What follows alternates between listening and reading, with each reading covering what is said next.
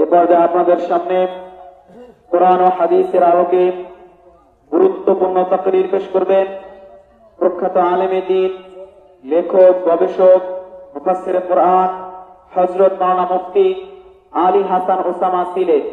হযরত মাওলানা মুফতি Ali Hasan Osama Sylhet, senior মুহাদ্দিস, দারুল উলুম দাওরা হাদিস মাদ্রাসা, হাজনছড়া রাজবাড়ী। আমি হযরতকে তার গুরুত্বপূর্ণ তাকরীর পেশ করার জন্য সবিনয় অনুরোধ জানাচ্ছি।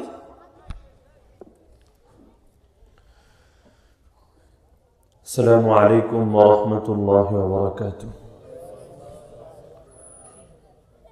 প্রথমেই সবাইকে অনুরোধ করব একটু সামনের দিকে কষ্ট করে এগিয়ে বসেন আর মাঝখানে শূন্য জায়গাগুলো পূরণ করে বসেন। খালি থাকলে পেছনের দিকে থাকবে, আমরা মাঝে এবং সামনের দিকে কোনো খালি না রাখি। যেহেতু দ্বীনি মজলিস, আমরা দ্বীনের আদব রক্ষা করে চলি। আলহামদুলিল্লাহ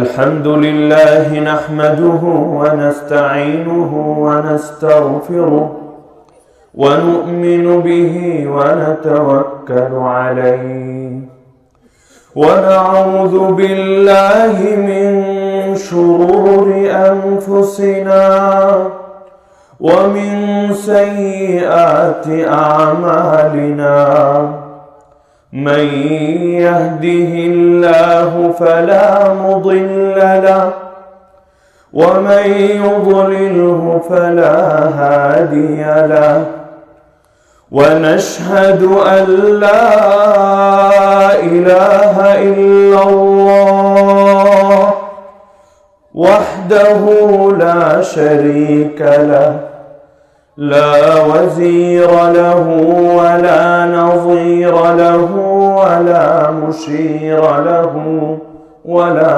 معين له ولا شبه له ولا شبيه له ولا مثيل له ولا مثال له ولا مثل له ولا أصل له ولا نسل له ولا كفؤ له ولا قبل له ولا بعد له ولا وقت له ولا زمان له ولا أول له ولا آخر له ولا بداية له ولا نهاية له ولا ضد له ولا ند له ولا حد له ونشهد أن سيدنا وسندنا وحبيبنا وحبيب ربنا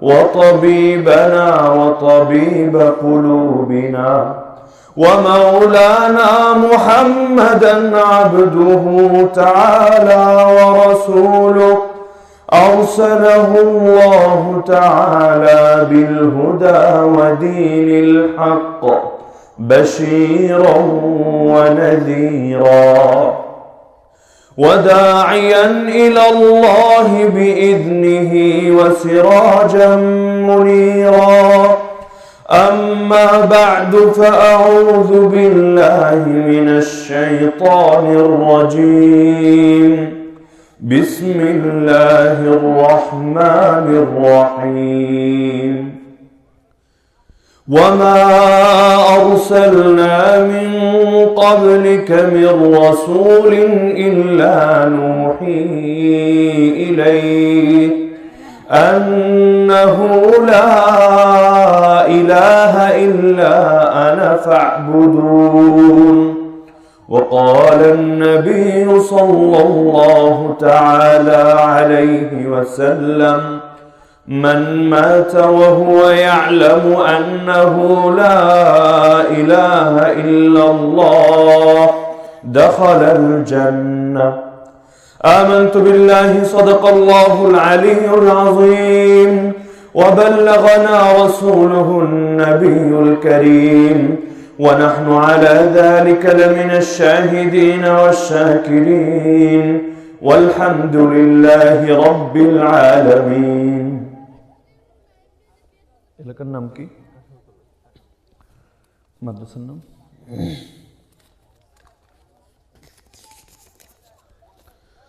উদয়পুর কাঁঠালতলা মহিউসুন্নাহ ইসলামিয়া নুরানী মাদ্রাসার উদ্যোগে আয়োজিত বার্ষিক ওয়াজ মাহফিল অনুষ্ঠানের সম্মানিত সভাপতি, এলাকার গণ্যমান্য মুরব্বীগণ, আমার ছেলে তাজ ওলামায়ে কেরাম, দূর দূরান্ত থেকে আগত প্রিয় দিন দরদি তাওহীদ জনতা এবং পর্দার আড়ালে থাকা মা এবং বোনেরা,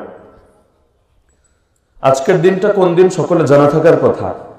2019 সালের শেষ দিন 31শে ডিসেম্বর।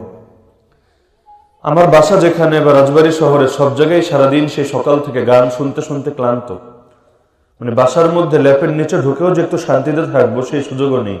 সবাই মিলে বর্ষপূর্তি পালন করবে, অর্থাৎ 2019কে বিদায় জানাবে এবং 2020কে সাদরে গ্রহণ করে নেবে। এজন্য সারাদিন তার অশ্লীলতার মধ্যে মেতে আছে। আশঙ্কা ছিল যে এখানে এসে আবার এরকম পরিবেশ পাই কিনা, যে একদিকে মাহফিল চলছে, পাশে আবার কোনো গান বাজনা চলছে। কিন্তু আলহামদুলিল্লাহ এসে যেই দৃশ্যটা দেখে মনটা শান্ত হলো, যে যদিও এটা গ্রাম, প্রত্যন্ত একটা জায়গা, কিন্তু তারপর আল্লাহ তাআলা এরকম একটা ফিতনা থেকে এই জায়গাকে হেফাজত করেছে। গ্রামে থাকলে কিছু সুবিধা আছে, আবার কিছু অসুবিধা আছে। অসুবিধা হলো দুনিয়ার লাইনে অসুবিধা, হাট বাজার দূরে থাকে, চাইলেও সব জিনিস হাতের নাগালে পাওয়া যায় না, শহরে যেতে হয়, অনেক দূরে সফর করতে হয়। কিন্তু আরেকটা সুবিধার দিক হলো অনেক ফিতনা থেকেও বেঁচে থাকা যায়। তো এজন্য আল্লাহ তাআলা শুকরিয়া যে আল্লাহ তাআলা আমাদেরকে গ্রামবাসী বানিয়েছেন, যে আমরা বড় একটা ফিতনা থেকে, অনেক গুনাহ কামানো থেকে বেঁচে গিয়েছি।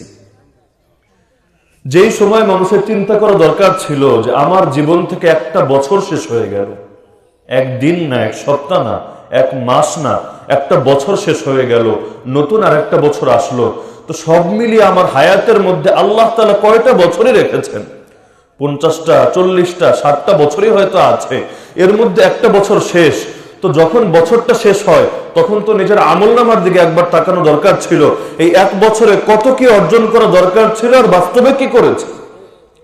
হায়াত হয়তো কার কয়দিন আছে আমরা জানি না, এমনও হতে পারে আর এক বছর আমার হায়াতের মধ্যে নেই, আগামী বছর আমি শেষ করতে পারবো না, তার আগেই আমার ডাক চলে আসবে, আমি দুনিয়া থেকে শেষ নিঃশ্বাস ত্যাগ করব এবং আমি পরকালে চলে যাব। তা আমলনামার পাতাগুলো একবার উল্টানো দরকার ছিল। আরে সাহাবীরাও তো জীবনের মধ্যে এরকম হায়াত পেয়েছিলেন, 60 বছর, 70 বছর, কিন্তু অল্প সময়ের মধ্যে এক একজন আকাশের তারকা হয়ে গেছেন, যাদের ব্যাপারে কোরআনে আল্লাহ নিজে জানিয়ে দিয়েছেন রাদিয়াল্লাহু আনহুম, খোদ আল্লাহ তাদের উপর সন্তুষ্ট। কত সাহাবী এমন আছেন দুনিয়ায় থাকা অবস্থায়, এই মাটির উপর চলতে ফিরতে থাকা অবস্থায় আমার আল্লাহর পক্ষ থেকে তার রাসূল জানিয়ে দিয়েছেন, আরে সাহাবীরা, আল্লাহ তাআলা তোমাদের জন্য জান্নাতকে অপরিহার্য করে দিয়েছেন। আমরাও তো সেই একই রকম হায়াত পাই, তারাও মুসলমান, আমরাও দাবি করি আমরাও মুসলমান। তাদের বয়সও যা, আমাদের বয়সও তা, তাদের মধ্যেও মুরব্বী ছিল, যুবক ছিল, কিশোর ছিল, তরুণ ছিল, আমাদের মধ্যেও সবই আছে। তাদের মধ্যেও নারী পুরুষ ছিল, আমাদের মধ্যেও নারী পুরুষ আছে। কিন্তু তারপরও কত বেশি পার্থক্য দাঁড়িয়ে গেছে। তারা দুনিয়ার মধ্যে জান্নাতের সুসংবাদ পান, আর আমাদের অবস্থা হলো এমন, নিজেকে জিজ্ঞেস করলে মনে হতে থাকে জাহান্নামে যদি একজন লোক যায়, সেই লোকটা হয়তো আমিই হব।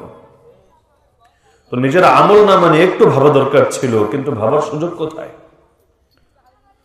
তো এজন্য আল্লাহ তাআলা তো একটা ফিতনা থেকে বাঁচিয়েছেন, একটা সুবিধার দিক।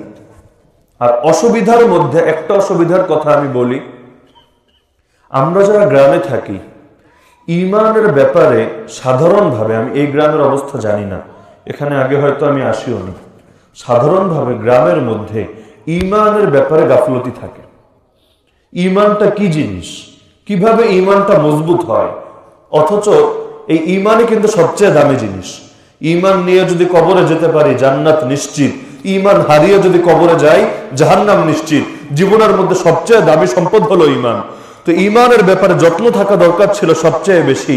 কোন কাজ করলে ঈমান মজবুত হয়, কোন কাজ করলে ঈমান দুর্বল হয়, কোন কাজ করলে ঈমান গঠন হয়, কোন কাজ করলে ঈমান ভেঙে যায়, প্রতিটা মানুষের এই ব্যাপারে জ্ঞান থাকা দরকার ছিল।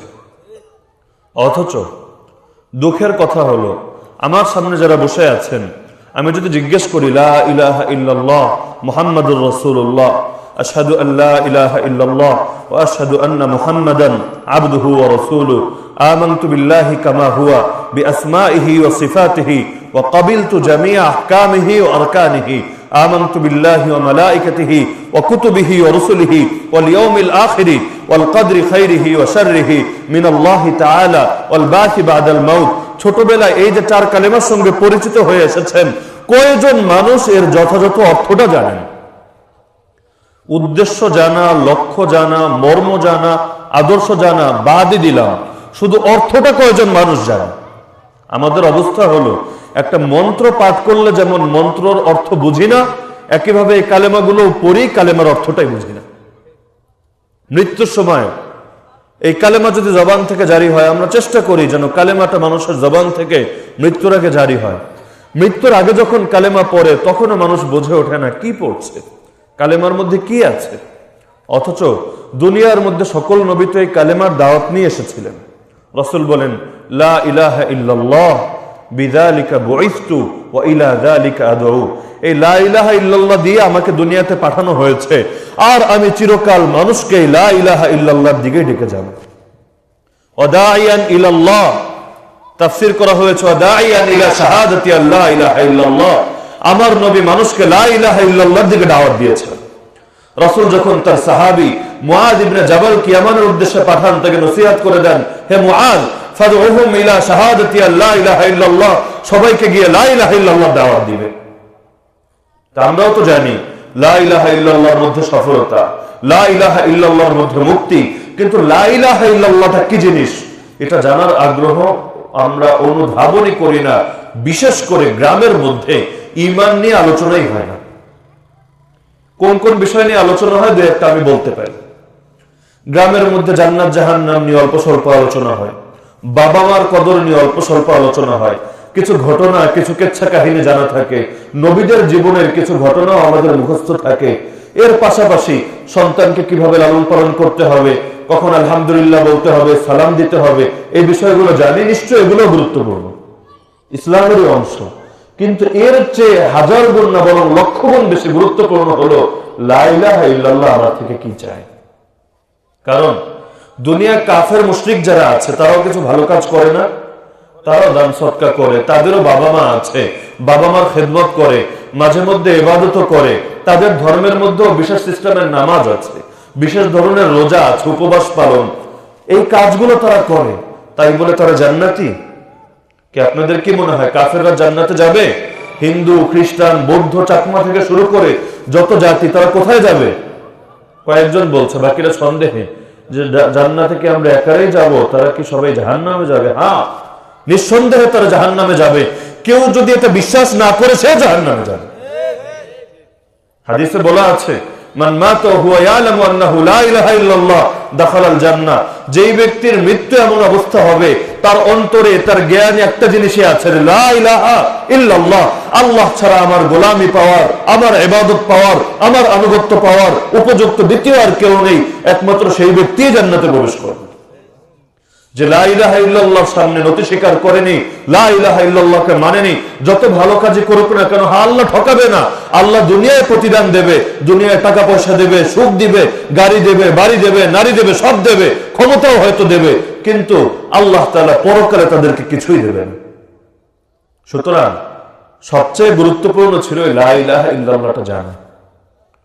তো শীতের রাত, আপনারাও কষ্ট করছেন, আর মাইকের যে অবস্থা, কথা বলতে আমারও খুব বেশি কষ্ট হচ্ছে।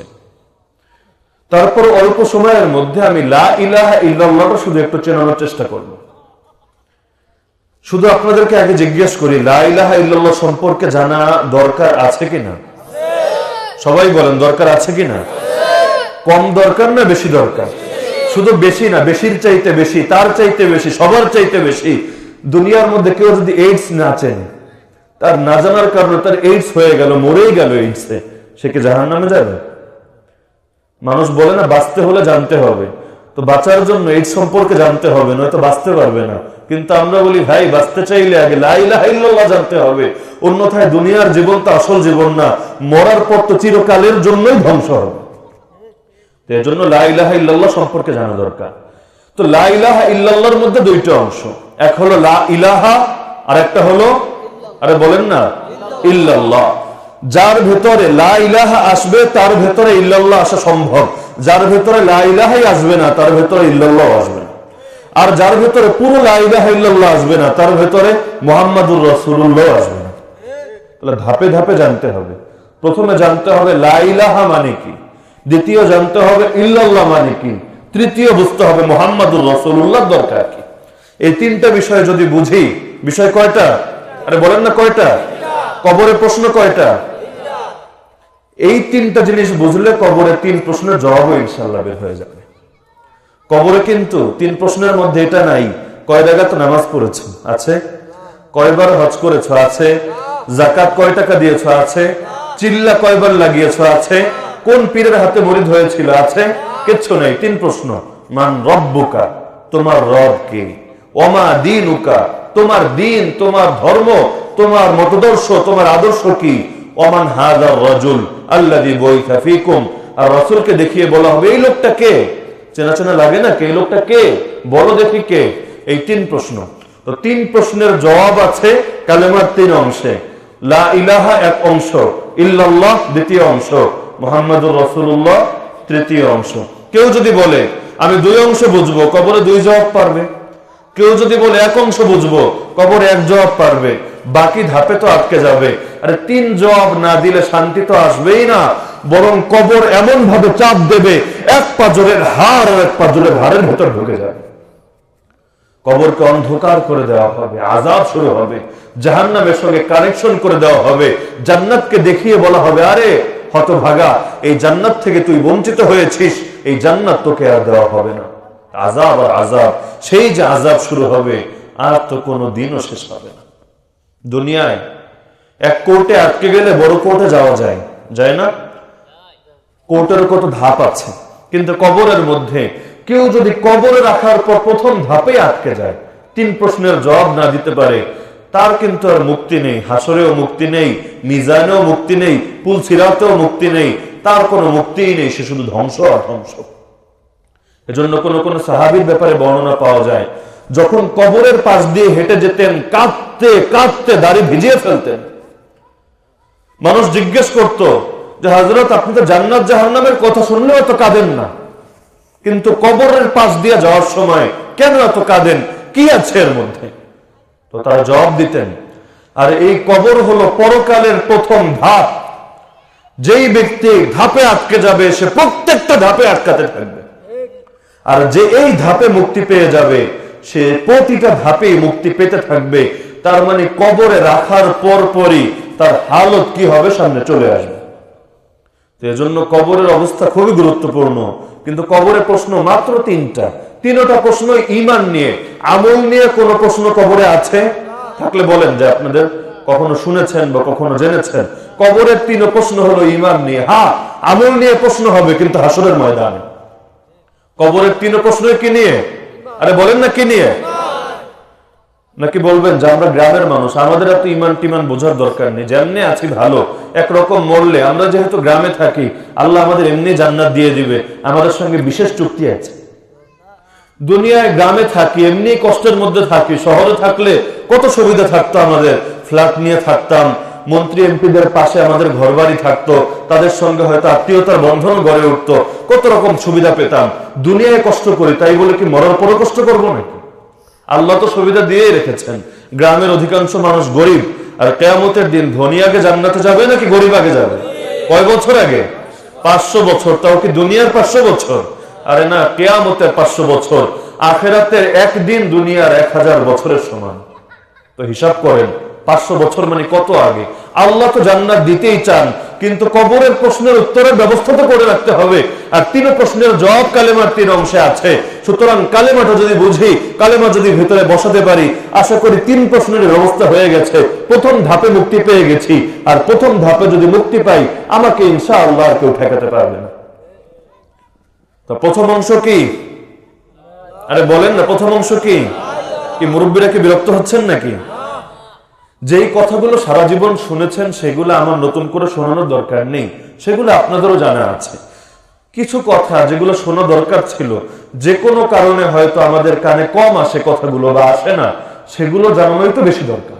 কারণ আমরা তো নবীর পক্ষ থেকে ওয়ারিস, নবী মানুষের কানে কানে ইসলামের প্রত্যেকটা দাওয়াত পৌঁছে দিয়েছেন। আমাদেরও তো দায়িত্ব প্রত্যেকটা আদেশ, প্রত্যেকটা বিধান পৌঁছে দেওয়া। যেগুলো পৌঁছে গেছে আলহামদুলিল্লাহ, যেগুলো পৌঁছেনি সেগুলো পৌঁছাবে কে? আর তো নবী আসবে না, আসমান থেকে ফেরেশতা এসেও তো শোনাবে না, আমাকে আপনাকেই তো শোনাতে হবে। হ্যাঁ, আপনি যদি আমাকে পাথর মারেন তাও শোনাতে হবে, যদি থুতু ছুঁড়েন তাও শোনাতে হবে, যদি গালি দেন তাও শোনাতে হবে। আমার নবী তো গালি খেয়েও শুনিয়েছেন, দাঁত আহত অবস্থায় শুনেছেন, এমনকি রক্ত যখন তার সারা গা ভিজে যাচ্ছে, পায়ের জুতা পায়ের সঙ্গে লেপটে গেছে, তখনও তো নবী দাওয়াত দিয়ে গেছেন। সুতরাং আমাদেরও তার ওয়ারিস হিসাবে দায়িত্ব হলো কানে আওয়াজটা পৌঁছে দেওয়া। হ্যাঁ, কে মানবে আর কে মানবে না সেটার ফয়সালা আমাদের হাতে না, আল্লাহর হাতে। তো কালেমার প্রথম অংশ কি? লা ইলাহা। লা ইলাহা, কোন ইলাহ নাই, কোন মাবুদ নাই ইল্লাল্লাহ, একমাত্র আল্লাহ ছাড়া। তার মানে মাবুদ কয়জন? ইলাহ কয়জন? তিনি কে? ইয়াকা না'বুদু ওয়া ইয়াকা নাস্তাঈন। আমরা একমাত্র তোমারই ইবাদত করি, তোমারই উপাসনা করি, তোমারই আনুগত্য করি, তোমারই বন্দেগী করি। ওয়া ইয়াকা নাস্তাঈন, আর একমাত্র তোমারই কাছে সাহায্য চাই। তো লা ইলাহা ইল্লাল্লাহ যখন একটা বান্দা বলে, এটা বলার জিনিস না, ভেতরে বসানোর জিনিস। সে আল্লাহ ছাড়া আর যত ইলাহ আছে, যত মাহবুদ আছে, সবাইকে অস্বীকার করে, একমাত্র আল্লাহকে স্বীকার করে। আমি একজনকেই মানি, তিনি কে? কারণ আমাকে সৃষ্টি করেছেন কে? আরে বলেন না কে? আমার জীবন মরণ কার হাতে? জীবনের প্রতিটা মুহূর্তে কার নিয়ামতে আমি ধন্য থাকি? এই যে জমিন, এই জমিনটা কার? সূরা আর রহমানের মধ্যে আল্লাহ বলেছেন, ইয়া মাশারাল জিন্নি ওয়াল ইনস, আরে জিন জাতি এবং মানুষ জাতি, ইনিস্তাতাতুম আন তানফুদু মিন আকতারিস সামাওয়াতি ওয়াল আরদ, যদি আল্লাহর আসমান এবং জমিনের এরিয়ার বাইরে যাইতে পারো, ফানফুদু, সেখানে গিয়ে তোমরা যা করার করো, কিন্তু লা তানফুদুনা ইল্লা বিসুলতান, এমন কোন জায়গায় গিয়ে তোমরা ক্ষমতা খাটাতে পারবে না যেখানে আল্লাহর ক্ষমতা নেই। তো পুরো জীবনটাই তো আল্লাহর জন্য।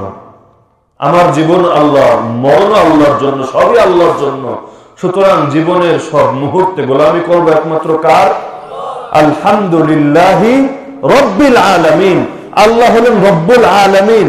আলাম মানে জগৎ, আলামিন মানে জগৎ সমূহ, যত জগৎ আছে, জিন জগৎ, মানব জগৎ, উদ্ভিদ জগৎ, প্রাণী জগৎ, যত জগৎ আছে, সব জগতের রব কয়জন? আরে বলেন না কয়জন? রব শব্দের মধ্যে সব আছে, লালন কর্তা, পালন কর্তা, ক্ষমতার অধিকারী, সবকিছুই শব্দের মধ্যে শামিল। সকল জগতের রব কে? আমাদের খাওয়াই কি আমাদের সরকার? আমাদের জীবন কি আমেরিকার হাতে বা ইন্ডিয়ার হাতে? বরং রব্বুল আলামিন, সকল জগৎ, শুধু আমাদের না, সকল জগতের রব কয়জন? আর তিনি হলেন আল্লাহ। যেহেতু সবকিছু আল্লাহর হাতে, সুতরাং গোলামিও করবো একমাত্র আল্লাহ। ব্যক্তি জীবনেও আল্লাহর গোলামি, পারিবারিক জীবনেও আল্লাহর গোলামি, সামাজিক জীবনেও আল্লাহর গোলামি, রাষ্ট্রীয় ক্ষেত্রেও কার গোলামি? কেউ যদি বলে ব্যক্তি জীবনে আল্লাহকে মানি, পারিবারিক জীবনে মানি না, 3 তালাক যখন দেব আল্লাহর কথা শুনবো না, কোর্টে গিয়ে ফয়সালা নিয়ে আসবো, রাগের মাথায় 3 তালাক দিলে তালাক হয় না, অথবা 1 তালাক হয়, তো কোর্ট আমাকে মিটিয়ে দিবে না, রাগের মাথা দিয়ে সেগুলো তালাক তালাক হয় না, কিছু না, কিছু টাকা দাও, উকিলকে কিছু চার্জ দাও, মিটমাট করে দিচ্ছি। তাহলে কার বিধান মানলাম? আল্লাহর বিধান। তাহলে ব্যক্তি জীবনেও আল্লাহ, পারিবারিক জীবনেও আল্লাহ, সামাজিক জীবনেও আল্লাহ, রাষ্ট্রীয় ক্ষেত্রেও আল্লাহ, সব ক্ষেত্রে আল্লাহ, লা ইলাহা ইল্লাল্লাহ। কেউ যদি বলে এক ক্ষেত্রে আল্লাহ, আরেক ক্ষেত্রে আরেকজন, আমার ব্যক্তি জীবন চলবে আল্লাহর বিধান দিয়ে, কিন্তু রাষ্ট্র চলবে অন্য কারো বিধান দিয়ে, আব্রাহাম লিঙ্কনের বিধান দিয়ে, কার্ল মার্কসের বিধান দিয়ে, মাও সেতুংয়ের বিধান দিয়ে, অথবা আমরা আমাদের এখানে বসে একটা টিম বানাবো, সেই টিম বসে বসে যেগুলো আমাদের মাথায় আসবে, কোরআন বাদ, হাদিস বাদ, আমরা বসে বসে একটা বিধান বানাবো, সেই বিধানের আলোকে রাষ্ট্র চালাবো। হ্যাঁ, এই ক্ষেত্রে এটাই চলবে। তাহলে সে মুসলমান না কাফের? কারণ যে মুসলমান জীবনের সব ক্ষেত্রে একটাই বোঝে, লা ইলাহা ইল্লাল্লাহ, গোলামি চলবে একমাত্র আল্লাহ, আনুগত্য চলবে একমাত্র আল্লাহ। কেউ যদি আল্লাহর পক্ষ থেকে কোনো বিধান দেয়, কোনো আদেশ দেয়, তাকে মানতে সমস্যা নেই, কিন্তু কেউ যদি আল্লাহর বাইরে গিয়ে, রাসূলের দেখানো পথের বাইরে গিয়ে অন্য কোনো পথে চালাতে চায়, অন্য কোনো আদেশ দেয়, অন্য কোনো বিধান চাপিয়ে দেয়, তাকে মানার কোনো সুযোগ নেই। এটাই হলো লা ইলাহা ইল্লাল্লাহ। তাহলে গোলামি একমাত্র আল্লাহ। আল্লাহ ছাড়া যাদের গোলামি করা হয় তাদেরকে বলা হয় তাগুত। কি বলা হয়? শব্দটা সবাই বলেন, কি বলা হয়? তাগুত। সকল নবীর দাওয়াত ছিল কি? কোরআন বলছে ওয়াবুদুল্লাহ ওয়াজতানিবুত তাগুত, আল্লাহর ইবাদত করো, তাগুতকে পরিহার করো। আয়াতুল কুরসির নাম শুনেছেন সবাই? সূরাতুল বাকারার 256 নম্বর আয়াত। আয়াতুল কুরসি এত মহান একটা আয়াত। এই আয়াতের পরে আল্লাহ বলছেন 257 নম্বর আয়াতে, ফামান ইয়াকফুর বিত-তাগুত ওয়া ইউমিন বিল্লাহ, যে তাগুতকে অস্বীকার করবে, তাগুতকে প্রত্যাখ্যান করবে আর আল্লাহর উপর ঈমান আনবে, ফাকাদ ইসতামসাকা বিল উরওয়াতিল উসকা, সে ইসলামের মজবুত হাতলকে আঁকড়ে ধরল। মুফাসসিরিনে কেরাম লেখেন, বিশেষ করে হাফিজ ইবনুল কাইয়িম লেখেন, এই যে আয়াত ফামান ইয়াকফুর বিত-তাগুত ওয়া ইউমিন বিল্লাহ, হাযা হুয়া মানা লা ইলাহা ইল্লাল্লাহ, এই যে এখানে বলা হলো তাগুতকে বাদ দাও, আল্লাহকে ধরো। যদি তাগুতকে বাদ দিয়ে আল্লাহকে ধরতে পারো, ইসলামকে ধরেছো, ঈমানকে ধরেছো, এটাই হলো লা ইলাহা ইল্লাল্লাহ। সুতরাং কোন মানুষের দুই নৌকায় একসঙ্গে পা দেওয়ার সুযোগ আছে? আল্লাহকেও মানি, শয়তানকেও মানি। সবাইকে খুশি করে চলতে হয় না, যে আল্লাহ রাজি থাক, শয়তানও বেজার না হোক। আমরা এমন ভাবে চলবো, কারো মনে কষ্ট দেব না, কারণ মন ভাঙা আর মসজিদ ভাঙা সমান। শয়তানের যদি মন ভাঙি তাহলে তো মসজিদ ভাঙার সমান পাপ হবে। এই কথা বলার সুযোগ আছে? শয়তানের মন ভাঙা না, শুধু শয়তানকে ধরে কোপানো যাবে, বরং তাকে পারলে আগুন দিয়ে পোড়াতে হবে। ধরতে হবে একমাত্র কাকে? আল্লাহ। সুতরাং যেই ব্যক্তি লা ইলাহা ইল্লাল্লাহ বলতে বলতে মুখে ফেনাও তুলে ফেলবে, কিন্তু আল্লাহ ছাড়া যারা আছে তাদের সঙ্গে সম্পর্ক ছিন্ন করবে না, সেই ব্যক্তি এখনো মুসলমান হতে পারেনি। সুতরাং সব ক্ষেত্রে গোলামি করতে হবে একমাত্র কার? আল্লাহ ছাড়া কার কার গোলামি করে দু একটা দৃষ্টান্ত দিই। যেমন কিছু মানুষ আল্লাহকে বাদ দিয়ে শয়তানের পূজা করে, পূজা, সরাসরি পূজা। তো যেই মানুষ হয়তো আল্লাহরও পূজা করে, পাশাপাশি শয়তানেরও পূজা করে, আপনারা এই সম্পর্কে কতটুকু জানেন আমি জানি না, গ্রামের মানুষ। কিন্তু একটা দল এমন আছে যারা আমাদের দেশের মধ্যেও এটাকে ইম্পোর্ট করার চেষ্টা করছে, শয়তানের পূজা। বিভিন্ন ব্যান্ড গ্রুপ, ব্যান্ড সঙ্গীত তো চেনার কথা, বিভিন্ন ব্যান্ড গ্রুপ আছে শয়তানের মতো, বিভিন্ন পোশাক আশাক, বিভিন্ন মুখোশ পরে তারা গান করে এবং তারা মানুষের মধ্যে, সমাজের মধ্যে এস্টাবলিশ করতে চায় যে শয়তানের পূজারই আমরা। তো কোন মানুষ যদি শয়তানের পূজা করে, সে মুসলমান না কাফের? কিছু মানুষ আছে সূর্যের পূজা করে, তারকার পূজা করে, মুসলমান না কাফের? কিছু মানুষ আছে যারা কোন পাথরের পূজা করে না, মূর্তির পূজা করে না, কিন্তু জিন্দা বা মুর্দা কোন মানুষের পূজা করে, তারা মুসলমান না কাফের? করে না পূজা? এই কপালটা বানিয়েছেন কে? আর এই জমিনটাও কার? আমরা আল্লাহর সৃষ্টি করা কপালকে আল্লাহর জমিনে রেখে আল্লাহর উদ্দেশ্যে সিজদা করি। আর কিছু মানুষ আছে যারা এই আল্লাহর সৃষ্টি করা কপালকে আল্লাহর সামনে নত না করে অন্য কারোর সামনে নত করে। কোন জিন্দা পীরকে সিজদা করে, কোন মুর্দা পীরকে সিজদা করে, কোন কবরকে সিজদা করে, কোন মাজারকে সিজদা করে। অথচ সিজদা করা দরকার ছিল এই কবরওয়ালা যাতে করেছেন তাকে। কবরওয়ালা তো কোনোদিন বলেনি আমাকে সিজদা করো, তিনি তো সারা জীবন আল্লাহ সিজদা করেছেন। আর যেখানে নবীর চাইতে বড় কেউ হতে পারে না, নবী বলে দিচ্ছে আমাকে সিজদা করবে না। যদি কাউকে সিজদা করে আদেশ দিতাম, মহিলাদেরকে বলতাম যেন স্বামীকে সিজদা করে, কিন্তু আল্লাহ ছাড়া কারো সিজদা করার সুযোগ নেই। যেমনি ভাবে নামাজ পড়ি কার জন্য? নামাজের প্রতিটা বিধান, রুকু বলেন, সিজদা বলেন, এগুলো করতে হবে একমাত্র আল্লাহর জন্য। আল্লাহ ছাড়া অন্য কারো নামে জবাই করা যাবে? বিভিন্ন পীরের নামে জবাই হয় না? মানত করে বিভিন্ন পীরের নামে, কসম করে বিভিন্ন পীরের নামে। তার মহব্বতটা ভালো ছিল, সে পীরকে মহব্বত করে কার জন্য? হয়তো আল্লাহর জন্যই মহব্বত করে। তার মহব্বত আপন জায়গায় ঠিক আছে, কিন্তু মহব্বতে তো ব্যালেন্স রাখতে হয়। আমরা স্ত্রীকেও ভালোবাসি, মাকেও ভালোবাসি, দুই ভালোবাসা কি এক? আরে মুরব্বীরা বলেন এক নাকি? যেই ভালোবাসা স্ত্রীর প্রাপ্য সেটা যদি বোনকে দেন, আর যেই ভালোবাসা মায়ের প্রাপ্য সেটা যদি স্ত্রীকে দেন, দুনিয়ার মানুষ তো আপনাকে পাগল বলবে, পাগল।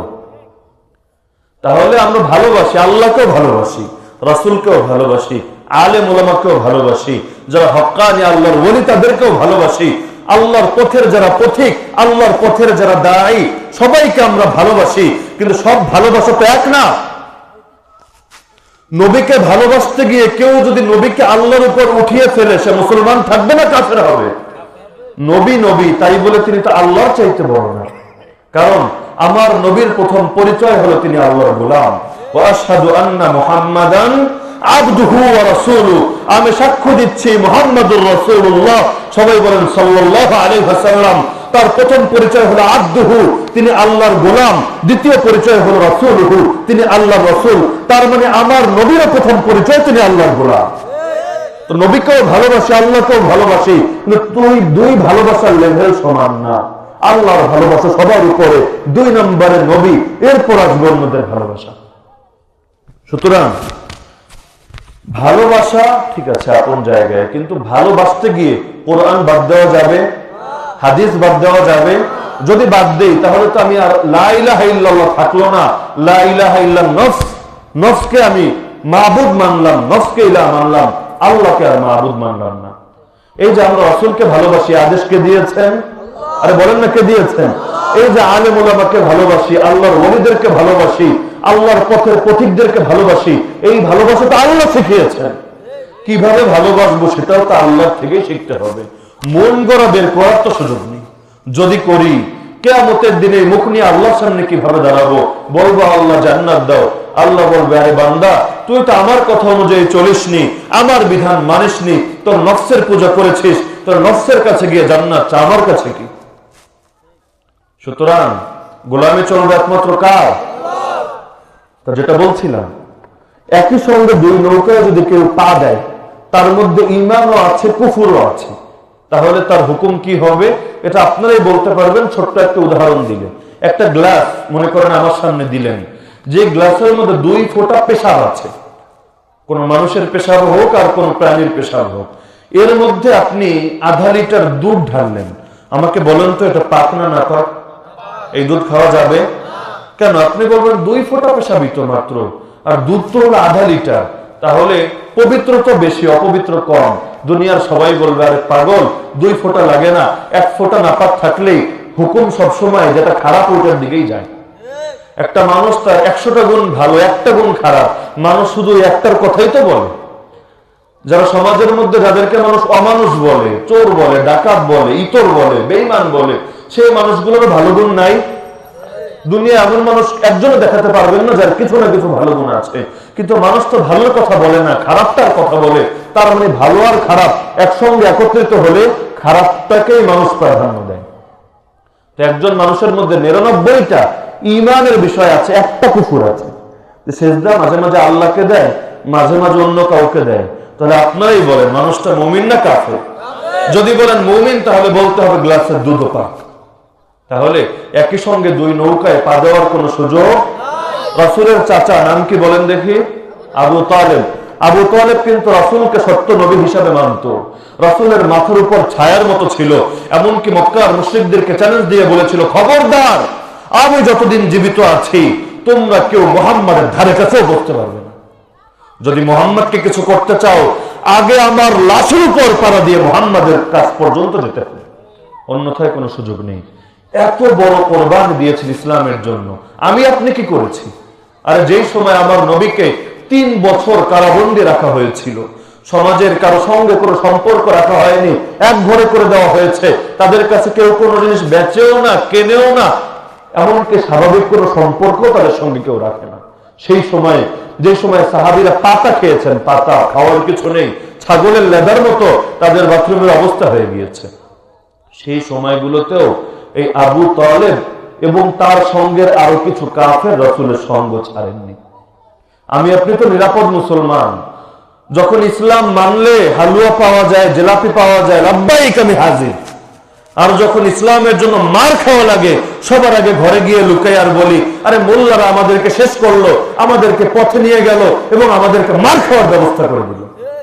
তার মানে জিলাপি মুসলমান, হালুয়া মুসলমান, প্রকৃত মুসলমান হতে পারেনি। কিন্তু আবু তালেব একজন কাফের হয়েও বিপদে রাসূলের সঙ্গ ছাড়েনি। আর লোকে তো এটাই বলে, বিপদে বন্ধুর পরিচয়। আবু তালেব বন্ধুর পরিচয় দেখিয়েছেন। যতদিন জীবিত ছিলেন রাসূলের মাথার উপর ছায়ার মতো ছিলেন, কারো সাহস ছিল না রাসূলের কিছু করবে। তো জানতেন রাসূল সত্য নবী, জানতেন তার দাওয়াত সত্য, ইসলাম সত্য, তারপর আবু তালেব কাফের কেন? একটাই কারণ। কয়টা? আবু তালেব কুফুরের সঙ্গে সম্পর্ক ছিন্ন করতে পুরোপুরি পারেনি। লোকে কি বলবে? বাপদাদার ধর্ম থেকে শেষ জীবনে সরে গেলে তো লোকের কথার কারণে তিনি এটা ঘোষণা দিতে পারেননি যে বাপদাদার ধর্মের সঙ্গে আমার কোনো সম্পর্ক নেই। একদিকে নবীকে সত্য মানে, কোরআনকে সত্য মানে, ইসলামকে সত্য মানে, আর একদিকে বাপদাদার ধর্মকে অস্বীকার করতে পারেনি। দুটো একসঙ্গে জমা হয়েছে, আলো এবং অন্ধকার। দুনিয়ার সবাই বলে আবু তালেব কাফের, আবু তালেব চির জাহান্নামী, রাসূলের জন্য এত কোরবান, এটাই মাফ নেই। হ্যাঁ, জাহান্নামে শাস্তি কম হবে, কিন্তু জাহান্নাম থেকে মাফ নেই। কিন্তু আজকাল আমাদের সমাজে কত মুসলমান এরকম পাওয়া যাবে একসঙ্গে দুই তিনটা ধর্ম মানে। আপনি বলবেন দুই তিনটা ধর্ম কেমনে মানে? কেউ কি একই সঙ্গে বলে আমি মুসলমান আবার হিন্দু, অথবা আমি মুসলমান আবার বৌদ্ধ খ্রিস্টান? বলে না তো। আরে ভাই, কিছু সমাজে চলে ধর্মের নামে, আর কিছু ধর্ম চলে যেটার নাম ধর্ম দেওয়া হয় না, কিন্তু আসলে সেটাও ধর্ম। জানা দরকার আছে কিনা? মুরব্বীরা কি বিরক্ত হচ্ছেন? আমাদের কালেমাটা কি? লা ইলাহা। দুনিয়ার মধ্যে একটা মতবাদ আছে, যেই মতবাদ মানুষকে শেখায় সকল ক্ষমতার উৎস জনগণ। শুনেছেন না এই কথা? লা ইলাহা ইল্লাল্লাহ যেই দিন বললাম সেই দিন বিশ্বাস করে নিলাম সকল ক্ষমতার উৎসকে আমার আল্লাহ। যদি আমার ক্ষতি করতে চান, দুনিয়ার কেউ নেই যে আমার উপকার করতে পারবে। এমনকি নবীরও ক্ষমতা নেই আল্লাহর সিদ্ধান্তের বাইরে গিয়ে কিছু করতে পারবে। আমার নবী সারা জীবন চেয়েছেন আবু তালেব কালেমা পড়ুক। মরার সময় আবু তালেবের শিয়রে দাঁড়িয়ে বলছে, চাচা মাত্র একটা কালেমা, একটা বাক্য আপনি পাঠ করেন, আল্লাহর কাছে আপনার জন্য সুপারিশ করব। আল্লাহ আয়াত নাজিল করে, আরে মুহাম্মদ ইন্নাকা লা তাহদি মান আহবাবতা, তুমি যাকে ভালোবাসো তাকে হেদায়েত দিতে পারবে না, হেদায়েত তো তোমার হাতে না। ওয়ালাকিন্নাল্লাহ ইয়াহদি মান ইয়াশা, আল্লাহ যাকে চান তিনি তাকে হেদায়েত দেন। তাহলে আমার নবীরও আল্লাহর সিদ্ধান্তের বাইরে গিয়ে কোনো ক্ষমতা নেই। কিন্তু দুনিয়া আর এক মতবাদ আমাদেরকে শেখায় সকল ক্ষমতার উৎস নাকি জনগণ। অধিকাংশ মানুষ যেটা বলবে সেটাই আইন, সেটাই বিধান। কোরআনের সঙ্গে মিললে ভালো, না মিললে কোরআনকে লাথি মারো। আজকাল আমরা অনেকে এগুলোর সঙ্গে জড়িত থাকি, গর্ব করি, আই এম ডেমোক্রেটিক মুসলিম, আমি হলাম গণতান্ত্রিক মুসলমান, অর্থাৎ আমি হলাম হিন্দু মুসলমান, আমি হলাম বৌদ্ধ মুসলমান। শুনতে কেমন লাগবে? তো সেটা শুনতে খারাপ লাগে, কিন্তু এটাও যে একটা ধর্ম যার কালেমাই ভিন্ন। একটার কালেমা হলো লা ইলাহা ইল্লাল্লাহ, ইসলামের কালেমা, তাদের কালেমা হলো লা ইলাহা ইল্লান নাস। নাস মানে মানুষ, সকল ক্ষমতার উৎস মানুষ, আনুগত্য চলবে মানুষের, বিধান মানা হবে মানুষের। সেটার কালেমা ভিন্ন, ইসলামের কালেমা ভিন্ন, কিন্তু সমস্ত চলছে। আমাদের সঙ্গে দাঁড়িয়ে নামাজ পড়ছে, তাদেরকে আমরা বয়ান দিতে দিচ্ছি, তাদের কথাগুলো শুনছি। এমনকি আমাদের ধর্মীয় সম্মেলনও আসলে পাশে বসিয়ে তাদেরকে মাইক তুলে দেন, স্যার একটু কথা বলেন। এই যে অনেক ধর্ম যেগুলো সমাজের মধ্যে ঢুকে গেছে, শিরোনাম ধর্মের না, কিন্তু আসলেও সেগুলো ধর্ম। তা আমি যেটা বলছিলাম, কোন মানুষের 99টা দিক ইমানের, একটা দিক কুফুরের, সেই মানুষকে মুসলমান হবে না কাফের হবে? আর যদি আপনি আমাকে বলতে চান যে 100 থেকে 100টা কুফরি পাওয়া গেলে একজন মানুষ কাফের হয়, আমি বলবো দুনিয়াতে একটা কাফেরও আপনি খুঁজে পাবেন না। কোরআনের মধ্যে মৃত্যুর কথা নাই? আরে ভাই নাই? কত আয়াতের মধ্যে আল্লাহ বলেছেন কুল্লু নাফসিন যায়িকাতুল মাউত, প্রত্যেক প্রাণী মৃত্যুর স্বাদ আস্বাদন করবে। দুনিয়াতে মাত্র একজন কাফের আমাকে দেখান যে কাফের বলবে আমি মৃত্যুকে মানি না। পারবেন দেখাতে? যে নাস্তিক আল্লাহকে মানে না, যে নাস্তিক রাসূলকে মানে না, কোরআনকে মানে না, এমনকি যে মুরতাদ, যে বেদিন রাসূলকে গালি দেয়, সেও বলবে আমি মৃত্যুকে মানি, কারণ চোখে দেখা জিনিসকে অস্বীকার করা যায় না। তাহলে মৃত্যুকে যদি মানে, কোরআনেরও একটা অংশ মানে, 10টা আয়াত বা 20টা আয়াত মানে, তাই বলে সে মুসলমান? তো আপনি যদি বলতে চান 100 থেকে 100টা দিক খারাপ হলে একটা মানুষকে কাফের বলা যাবে, দুনিয়াতে আর কোনো কাফের কেউ খুঁজে পাবে না। এই যে হিন্দুদেরকে আপনারা কাফের বলেন কেন? তারা ভগবান মানে না। আপনি বলেন আল্লাহ, তারা বলে ভগবান, খ্রিস্টানরা বলবে ঈশ্বর। তো দিন শেষে আপনি ভাববেন ঘুরে ফিরে তো একই। কেউ ডাকে আল্লাহ নামে, কেউ ডাকে ভগবান নামে, কেউ ডাকে ঈশ্বর নামে। তাহলে তো সে কাফের না, সেও মুসলমান। কিন্তু কোরআন বলবে সে কাফের। কেন? কারণ সে ভগবানকে তো মানে, কিন্তু এক মানে না, বরং ভগবানের সঙ্গে আরো 33 কোটিকে মিলিয়ে মানে। অথচ ইসলাম বলেছে লা ইলাহা ইল্লাল্লাহ, আল্লাহ এক, আল্লাহর সঙ্গে কাউকে মিলানোর সুযোগ নেই। কেন? কারণ কুল হুয়াল্লাহু আহাদ আল্লাহুস সামাদ লাম ইয়ালিদ ওয়া লাম ইউলাদ ওয়া লাম ইয়াকুল লাহু কুফুয়ান আহাদ। হে নবী, আপনি বলে দিন আল্লাহ এক, আল্লাহ নির্মুখাপেক্ষী, আল্লাহ কাউকে জন্ম দেননি, তিনি নিজেও কারো থেকে জন্ম নেননি, তার সমান আর কেউ নেই। এই যে একটা সূরা, পুরো তাওহীদ, পুরো ঈমান এক সূরার ভেতরে ঢুকিয়ে দেওয়া হয়েছে। যার কারণে যে সময় বেলাল হাবশী রাদিয়াল্লাহু আনহুকে মরুভূমির সেই উত্তপ্ত বালুর উপর ফেলে রাখা হয়েছিল, তার বুকের উপর শক্ত পাথর চাপা দিয়ে রাখা হয়েছিল, উপরেও গরম নিচেও গরম, গরমের তাপে শরীরের চামড়াগুলো ঝলসে যাচ্ছিল, সেই সময় বেলাল অনেক লম্বা লম্বা কালেমা জানে না, দোয়া জানে না, আয়াত জানে না, নতুন মুসলমান মাত্র, একটা জিনিস জানে, বারবার সেই কথাটাই বলছে, আহাদ আর আহাদ, কুল হুয়াল্লাহু আহাদ। আহাদ মানে হলো এক। বেলালকে বলে বেলাল ইসলাম ছাড়, বেলাল বলে আহাদ আহাদ, আরে এক আল্লাহ ছাড়া কিছু বুঝি না। বেলালকে বলে বেলাল মোহাম্মদকে ভুলে যা, নয়তো তোকে হত্যা করব। বেলাল বলে আহাদ আর আহাদ, আরে এক আল্লাহ ছাড়া কিছু বুঝি না, বাঁচলেও আল্লাহ, মরলেও আল্লাহ। আল্লাহ আমাদেরকে কোথাও বিজয়ী হতে আদেশ দেননি, চেষ্টা করতে আদেশ দিয়েছেন। ফলাফল কি আসবে আমাদের দেখার বিষয় না। আমার নবী যে সময় বদরে নেমেছেন, পরাজয় নিশ্চিত, তাই বলে ভাগছেন না। বদরে নেমেছেন 8টা তরবারি, সব মিলিয়ে কয়টা তরবারি? মানুষ হলো 313 জন ছিল, 8 জনকে আবার পাঠিয়ে দেওয়া হয়েছে বিভিন্ন কাজে। যেমন ওসমান রাদিয়াল্লাহু আনহুকে পাঠানো হয়েছে, তার স্ত্রী ছিল অসুস্থ, তার স্ত্রী হলো রাসূলের মেয়ে, অসুস্থ ছিল, তার খেদমতে পাঠিয়ে দিয়েছেন। কাউকে পাঠিয়েছেন গোয়েন্দা বৃত্তির কাজে, এক একজনকে এক এক কাজে। ময়দানে ছিল মাত্র 305 জন, তরবারি হলো 8টা, ঘোড়া হলো খুবই অল্প। তো কেউ যুদ্ধ করার জন্য আসেনি, যুদ্ধের কোনো প্রস্তুতি নেই। অপরদিকে মক্কার মুশরিকরা আর্মি ফোর্স নিয়ে এসেছে, যুদ্ধ করার জন্য এসেছে। সবার কাছে পর্যাপ্ত পরিমাণ তীর, তরবারি, ধনুক, বর্ষা সব আছে, ঘোড়া আছে, উট আছে, খাবারেও কোনো কমতি নেই, অস্ত্র শস্ত্রের মধ্যেও কোনো কমতি নেই, পরাজয় নিশ্চিত। তাই বলে রাসূল ভাগেননি, সাহাবীরা ভাগেননি। রাসূল সিজদায় লুটিয়ে পড়ে আল্লাহর কাছে দোয়া করছে, আয় আল্লাহ, আল্লাহুম্মা ইন তুহলিক হাযিহিল ইসাবা লাম তুবাদ ফিল আরদ। আয় আল্লাহ, এই যে ছোট্ট একটা দল, মাত্র 305 জনের একটা দল, এই দলটাকে যদি আপনি ধ্বংস করে দেন, এই দুনিয়ায় কোনোদিন আপনার ইবাদত হবে না। ইবাদত করবে কে? সবাই তো এখানে হাজির। তাই বলে ভাগছে না, পালাচ্ছে না, কারণ আল্লাহ বিজয়ী হতে আদেশ দেননি, চেষ্টা করতে আদেশ দিয়েছেন। আমরা শুধু চেষ্টাই করতে পারি, ফলাফল আমাদের হাতে না। ফলাফল কার হাতে? আরে বলেন না, কার হাতে? আমার নবী চেষ্টা করেছেন আবু তালেবকে কালেমা পড়াবেন, পারেননি, কারণ ফলাফল তো তার হাতে না, ফলাফল তো উপর থেকে আসে। আমরা কাজ হলো চেষ্টা চালিয়ে যাওয়া, ফলাফল কি হবে দেখার বিষয় না। ইসলাম আমাকে বলে গোটা দুনিয়ার মুসলমান এক দেহের মতো। মুসলমান পৃথিবীর যেই প্রান্তেই থাকুক না কেন তোমার ভাই। কাবা শরীফ তোমার ঘর, পৃথিবীর প্রতিটা মসজিদ আল্লাহর ঘর, যেহেতু আল্লাহর ঘর, আর তোমার দায়িত্ব হলো মান ইউআযযিম শাআইরাল্লাহ ফাইন্নাহা মিন তাকওয়াল কুলুব। যেই ব্যক্তি আল্লাহর প্রতীককে সম্মান দেবে, তার প্রতি অন্তরে ভালোবাসা রাখবে, শ্রদ্ধা রাখবে, এটা তার অন্তরে ঈমান এবং তাকওয়া থাকার পরিচয় বহন করবে। তো আজকাল তো কত নরধম এমনও দেখা যায় যারা জাতীয়তাবাদের চেতনায় আকৃষ্ট হয়ে বলে কাবা শরীফ সৌদি আরবের অভ্যন্তরীণ বিষয়। কোন নরধম যদি কাবা ভাঙতে আসে, সৌদি সরকার বুঝবে, আমাদের কি? মসজিদে আকসা মুসলমানদের প্রথম কেবলা হয়েছে, কি হয়েছে? ফিলিস্তিনের অভ্যন্তরীণ বিষয়।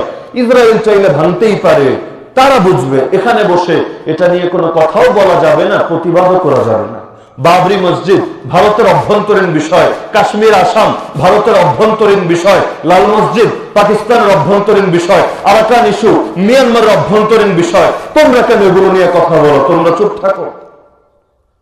যারা ছিলাম এক দেহের মতো, ভেঙে টুকরা টুকরা করে 100-র চাইতে বেশি ভাগ করে ফেলা হয়েছে। আর কুল্লু হিজবিন বিমা লাদাইহিম ফারিহুন, প্রত্যেকে নিজেদেরকে নিয়ে সন্তুষ্ট।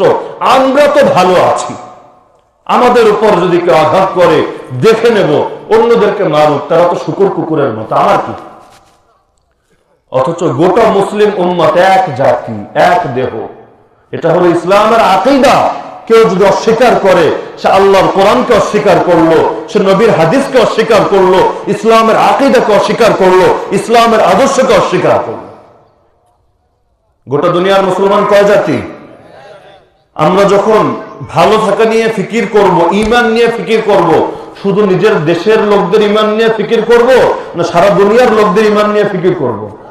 আজকাল ফিকির হয়, বলাও হয়, ভাই চলো সারা দুনিয়ায় মেহনত করি, সারা দুনিয়ার সকলের ঈমান ঠিক করার মেহনত করি, কিন্তু যেই সময় মুসলমানের উপর আঘাত আসে তখন বলে হারে না না, এগুলো নিয়ে এখন ভাবার সময় নেই, কত কাজ আছে, আমাদের মেহনতের ক্ষতি হবে, আমাদের দায়িত্বের মধ্যে বিভিন্ন সমস্যা দেখা দেবে, আমরা নিরাপদ আছি, শান্তিতে আছি, থাকতে থাকি। এটা তাদের অভ্যন্তরীণ বিষয়। আরে ভাই, যেই সময় তোমাকে ধরে শেষ করা হবে, তোমার চোখের সামনে তোমার মাকে গণধর্ষণ করা হবে, তোমার বোনের শরীর থেকে কাপড় খুলে নেওয়া হবে, সেই সময় অন্যরাও বলবে এটা ওদের অভ্যন্তরীণ বিষয়। উম্মত তো এরকম ছিল না, উম্মত তো এরকম ছিল। হাজ্জাজ বিন ইউসুফ, যাকে বলা হয় আজলামু হাদিহিল উম্মাহ, এই উম্মতের সবচেয়ে বড় জালিম ব্যক্তি, যার হাতে হাতে শত শত তরবারি আঘাতে সাহাবীরা নিহত হয়েছে। অন্য মানুষ তো পরে, আল্লাহর বড় বড় ওলি বুজুর্গরা পরে, যার মতের সঙ্গে না মিললে সাহাবীকেও হত্যা করতে দ্বিধা করেনি। সেই হাজ্জাজও যখন তার কাছে একটা চিঠি গেল, একটা মেয়ের চিঠি, যেই মেয়ে একটা জাহাজের মধ্যে ছিল, তারা হিন্দুস্তান থেকে যাচ্ছিল তাদের দেশের উদ্দেশ্যে, যাওয়ার পথে হিন্দুস্তানের তৎকালীন বাদশাহ রাজা দাহির, একটা অঞ্চলে সিন্ধ প্রদেশের বাদশাহ রাজা দাহির তাদেরকে লুট করে ফেলে। তার বাহিনী জলদস্যু সেই জাহাজটাকে বন্দী করে ফেলে, তাদেরকে নিয়ে জেলখানায় ফেলে রাখে, তাদের উপর নির্যাতন চলতে থাকে। তো একজন নারী, মাত্র একজন নারী, অনেক কষ্টে হাজ্জাজের হাতে একটা চিঠি পৌঁছায়, কিন্তু হাজ্জাজ একটা চিঠি পেয়ে তিনবার বাহিনী পাঠায়। প্রথম দুইবার বাহিনী পরাজিত, অন্য দেশে যুদ্ধ চলছিল, আর্মি সব সেখানে, কিন্তু তারপর তৃতীয়বার হতাশ, তো হাল ছাড়ছে না। সর্বশেষ মুহাম্মদ বিন কাসেম নেমে গেল, কিন্তু সৈন্য তো নেই, আর্মি তো নেই, আর্মি তো অন্য দেশে লড়াই করছে। সাধারণ মানুষদেরকে তাশকিল করলো যে উম্মতের একজন বোন জালিমের হাতে বন্দী থাকবে, তার ইজ্জত নষ্ট হবে, তার দিকে সেই হায়নারা খারাপ নজর দেবে, আর আমরা এখানে বসে বসে আরাম করবো, কোনোদিনও হতে পারে না। একজন মুসলমানের রক্ত এতটা সস্তা না, এত সস্তা না। আজকাল তো কুকুরের রক্তের দাম আছে, পোষা কুকুর মেরে দেখেন, আপনাকে হয়তো কাঠ গড়েও নিতে পারে, বা থানায় তো অন্তত নিবেই। লাখ লাখ টাকা দিয়ে বিদেশ থেকে অনেক কুকুর তারা ইম্পোর্ট করে, কুকুরের দাম আছে। মুসলমানের রক্তের কোনো দাম নেই, কারণ আজকাল মুসলমানের দুঃখে আর কোনো মুসলমান কাঁদে না, কাঁদার মতো কেউ নেই। চোখগুলো শুকিয়ে গেছে, প্রত্যেকে নিজের অবস্থা নিয়ে, নিজের দল নিয়ে, নিজের সংগঠন নিয়ে, নিজের ঘরানা নিয়ে সন্তুষ্ট, প্রত্যেকে নিজেদেরকে নিয়ে ফিকির করে, অন্যদেরকে নিয়ে ভাবার সময় কোথায়? তো এই উম্মতের সবচেয়ে বড় জালিম ব্যক্তি একজন নারীকে বাঁচানোর জন্য হাজার হাজার সদস্যের জীবনকে মৃত্যুর দিকে ঠেলে দিল, তারপর হাল ছাড়েনি। আর এটা তো আমার নবীর আদর্শ। যেই সময় রাসূল হুদায়বিয়ার সন্ধি হয়, যেই সময় রাসূল যাচ্ছিলেন উমরা করার জন্য, মক্কাবাসীরা বন্দী করে ফেলে, বাধা দেয়, মক্কায় ঢুকতে দেব না। রাসূল ওসমানকে পাঠান, হে ওসমান, যাও তাদেরকে গিয়ে জানিয়ে আসো আমরা যুদ্ধ করতে আসিনি, বাইতুল্লাহ তওয়াফ করতে, উমরা করতে এসেছি। ওসমান যায় তাদেরকে জানানোর জন্য। দূতের প্রতি সম্মান কাফেররাও দিত, কিন্তু এই মুশরিকরা গাদ্দারি করে তাকে বন্দী করে ফেলে। চারদিকে খবর ছড়িয়ে দেয় ওসমানকে শহীদ করা হয়েছে। আমার রাসূল, যার জীবনের দাম আমাদের মতো লক্ষ কোটি মানুষের জীবনের চাইতে বেশি, 1400 সাহাবীকে একটা গাছের নিচে একত্রিত করেন, তারপর তাদের সবাইকে বলেন হাত দাও, সবার নিচে তার ডান হাতটা বিছিয়ে দেন। আরে আমার সকল সাহাবী হাত দাও, আমার হাতের উপর হাত রাখো, ওসমানের রক্তের প্রতিটা ফোঁটার বদলা আমরা নেব। প্রয়োজনে এক ওসমানের জন্য 1400 সাহাবী সবাই মরবে, কিন্তু ওসমানের রক্তকে আমরা বৃথা যেতে দেব না। কোন মুসলমানের রক্ত এতটা সস্তা হতে পারে না। 1400 সাহাবী হাত রাখলেন, এত মানুষ কিভাবে রাখবেন? অনেক কষ্ট করে রাখলেন। সবার উপরে রাসূল তার বাম হাতটা ওসমানের পক্ষ থেকে রাখলেন। সবাই তো বায়াত নিচ্ছে, আর ওসমান থাকলে রাসূলের জামাই, ওসমান থাকলে ওসমানও তো এই বায়াতে শরীক হতো। আচ্ছা, আমি আমার এই হাতটাই ওসমানের পক্ষ থেকে দিলাম। নিচে রাসূলের হাত, উপরে রাসূলের হাত, মাঝখানে সাহাবীদের হাত। আমার আল্লাহ কোরআনুল কারীমের 26 নম্বর পারা সূরাতুল ফাতহের আয়াত নাযিল করে দেন, ইন্নাল্লাযীনা ইউবাইউনাকা ইন্নামা ইউবাইউনা আল্লাহ। আরে নবী, এই যে 1400 সাহাবী তোমাকে বায়াত দিচ্ছে, তারা তো মূলত তোমাকে বায়াত দিচ্ছে না, আল্লাহকে বায়াত দিচ্ছে। ইয়াদুল্লাহি ফাওকা আইদিহিম, তোমাদের সবার হাতের উপর আল্লাহর হাত আছে। শুধু আছে তা না, ফামান নাকাসা ফাইন্নামা ইয়ানকুসু আলা নাফসি, এই যে আজকে বায়াত দিলে, ওয়াদা করলে, ওয়াদা যদি কেউ ভঙ্গ করে তার ক্ষতি হবে, তার উপরে আযাব আসবে, তার শাস্তি হবে। ওমান আওফা বিমা আহাদা আলাইহুল্লাহ, আর কেউ যদি আল্লাহকে দেওয়া অঙ্গীকার পূরণ করে, ফাসায়ুতিহি আজরান আযীমা, আল্লাহ তাকে বিরাট প্রতিদান দেবেন। কিন্তু আমি আপনাদেরকে জিজ্ঞেস করি, বাস্তবে কি ওসমানকে হত্যা করা হয়েছিল, নাকি খবরটা গুজব ছিল? আল্লাহ জানাতে পারতেন না, হে নবী আপনি তো গায়েব জানেন না, আপনি হাজির নাজির না, আপনার ভুল হতেই পারে, কিন্তু শোনেন, খবর শুনলেই লাভ দিবেন না, অতি জজবাতি হবেন না, এত জজবা দেখাবেন না, একটু খোঁজ খবর নিবেন, তাহকিক করবেন, রিসার্চ করবেন, গবেষণা করবেন। বলতে পারতেন কিনা? আমার আল্লাহ কিন্তু বলেননি, নবী তোমার ভুল হচ্ছে, সাহাবীদের থেকে বায়াত কেন নিচ্ছ, ওসমান তো জীবিত। আমার আল্লাহ এটা বলেননি। আমার আল্লাহ বললেন, আরে শোনো, এই যে বায়াত নিচ্ছ, এই বায়াতের বড় দাম আছে আমার কাছে। বায়াত তো নবী তোমার হাতে দিচ্ছে না, আমি আল্লাহর হাতে দিচ্ছি। তার মানে মুসলমানের জজবার দাম আছে আল্লাহর কাছে। আবু সাঈদ খুদরি ইসলাম গ্রহণ করেছেন, নতুন মুসলমান। রাসূল বলছেন, শোনো, তুমি মক্কার মানুষ না, বাহির থেকে এসেছো। যদি এখন মক্কায় গিয়ে ঘোষণা দাও আমি মুসলমান, তাহলে মক্কাবাসীরা তোমাকে ছাড়বে না, তোমাকে নির্যাতন করবে, তোমাকে মারবে, মার একটাও মাটিতে পড়বে না, দুই একটা পড়লে উঠিয়ে দিয়ে দেবে। কিন্তু আবু সাঈদ খুদরি ঈমান পেয়ে গেছেন, জান্নাত পেয়ে গেছেন, আর এত বড় সুসংবাদ কিভাবে গোপন রাখবেন? চলে যাচ্ছেন বাইতুল্লাহর মধ্যে, চিৎকার করে করে ঘোষণা দিচ্ছেন, আশহাদু আল্লা ইলাহা ইল্লাল্লাহ ওয়া আশহাদু আন্না মুহাম্মাদান আবদুহু ওয়া রাসূলুহু। নির্যাতন শুরু হয়ে গেল, নিপীড়ন শুরু হয়ে গেল, মারতে মারতে তাকে রক্তাক্ত করে ফেলা হলো। আবু বকর ছুটে আসলেন, অনেক কষ্ট করে তাকে তাদের হাত থেকে উদ্ধার করলেন। উদ্ধার করতে গিয়ে তিনিও কিছু কিল ঘুষি খালেন। কিন্তু রাসূল তাকে বললেন না, বেয়াদব কোথাকার, কথা শোনো না, বেশি জজবা দেখাও, এত জজবা ভালো না, অতি জজবা ভয়ঙ্কর, এই কথাগুলো বললেন না। কারণ দ্বীনের জন্য যে জজবা, সেই জজবার আল্লাহর কাছে বড় দাম আছে। আমাদের ভেতরে তো জজবা নাই। মুরব্বীরাও আল্লাহর কাছে চায়, আল্লাহ 200 বছর হায়াত দিও, বেশি না, কম কম চাই 200 বছর। আচ্ছা 200 যদি না হয় অন্তত 20 বছর তো বাঁচা দরকার। এত তাড়াতাড়ি মরলে, এখন নাতির মুখটা দেখলাম না, নাতির ঘরের পুতি, তার ঘরের নাতি, আরে একজন দেখলে আরেকজন দেখার শখ জাগে, এত তাড়াতাড়ি মরলে হয় নাকি? যারা বড় লোক আছে চায় আমি মরবো কোথায়? অ্যাপোলোতে, স্কয়ার হসপিটালে, দামি বেডের মধ্যে আমি মরবো। এক পাশে এক সুন্দরী নার্স আমার দেহের মধ্যে সেলাইন পুশ করবে, আর এক পাশে আরেক সুন্দরী নার্স আমার হাতটা টাচ করে তারপর আমাকে ইনজেকশন দিতে থাকবে, আরেকজন ডাক্তার বুকের উপর উঠে পাম্প করতে থাকবে, আত্মীয় স্বজন সবাই সামনে এসে দাঁড়িয়ে থাকবে, সবাই সম্মান প্রদর্শন করবে, আমি তাদের উদ্দেশ্যে কিছু সংক্ষিপ্ত ভাষণ দেব, জাতির উদ্দেশ্যে একটু বার্তা দেব, তারপর ধীরে সুস্থে সবার সামনে মরবো, মিডিয়া কভারেজ হবে, পুরো দুনিয়া লাইভে দেখবে যে হযরত আলী মৃত্যুবরণ করছে। অথচ আমার নবী সর্বযুগের সর্বশ্রেষ্ঠ মহামানব আল্লাহর কাছে দোয়া করছে, আল্লাহ আমাকে শহীদি মরণ দিও, একবার না 10 বার। আয় আল্লাহ, আমি চাই আমাকে যেন তোমার পথে শেষ করে দেওয়া হয়, আমার জীবন যেন তোমার পথে কোরবান হয়, আবার যেন আরেকটা জীবন দেওয়া হয়, সেটাও কোরবান হয়, আবার জীবন দেওয়া হয়, সেটাও কোরবান হয়, আবার জীবন দেওয়া হয়, সেটাও কোরবান হয়।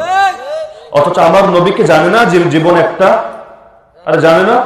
কোরআনে এত আয়াত নবী মানুষকে শোনালো, জানে না জীবন একটা? নাকি মুসলমানরা হিন্দুদের মতো পুনর্জন্মে বিশ্বাস করে? বলেন। তাহলে নবী তো জজবা দেখাচ্ছেন, শাহাদাতের জন্য জজবা, যে আল্লাহ আমাকে তোমার পথে মরণ দিও, আবার হায়াত, আবার মরণ, আবার হায়াত, আবার মরণ। তো নবীর এই জজবাকে আপনি কিভাবে মূল্যায়ন করবেন? আর দ্বীনের জন্য যেই জজবা, সেই জজবা আল্লাহর কাছে বড় দামি। ওমর রাদিয়াল্লাহু আনহু উম্মতের সিংহ পুরুষ, দ্বিতীয় খলিফা, প্রত্যেক নামাজের পর, ফরজের পর আল্লাহর কাছে দোয়া করতেন, আল্লাহ উরযুকনি শাহাদাতান ফি সাবিলিক, তোমার পথে আমাকে শহীদি মৃত্যু দিও। আর আমরা, আল্লাহ জীবন দাও, জীবন দাও, তোমার দ্বীনের অনেক খেদমত দরকার, অনেক কাজ করা দরকার। আমি মরলে করবে কে? আমি তো জিম্মাদার সাহেব, আমি তো আমির সাহেব, আমি তো মোড়ল সাহেব, আমি মরলে তো ইসলাম শেষ। নাউযুবিল্লাহ মিন যালিক। এমনকি এই কথাগুলো শুনলেও অনেকের ভেতরে আগুন জ্বলতে থাকে। আগুন কি সব শব্দ বলছে, শহীদি মৃত্যু, শাহাদাত, আরে জঙ্গি জঙ্গি ভাব দেখি। নাউযুবিল্লাহ মিন যালিক।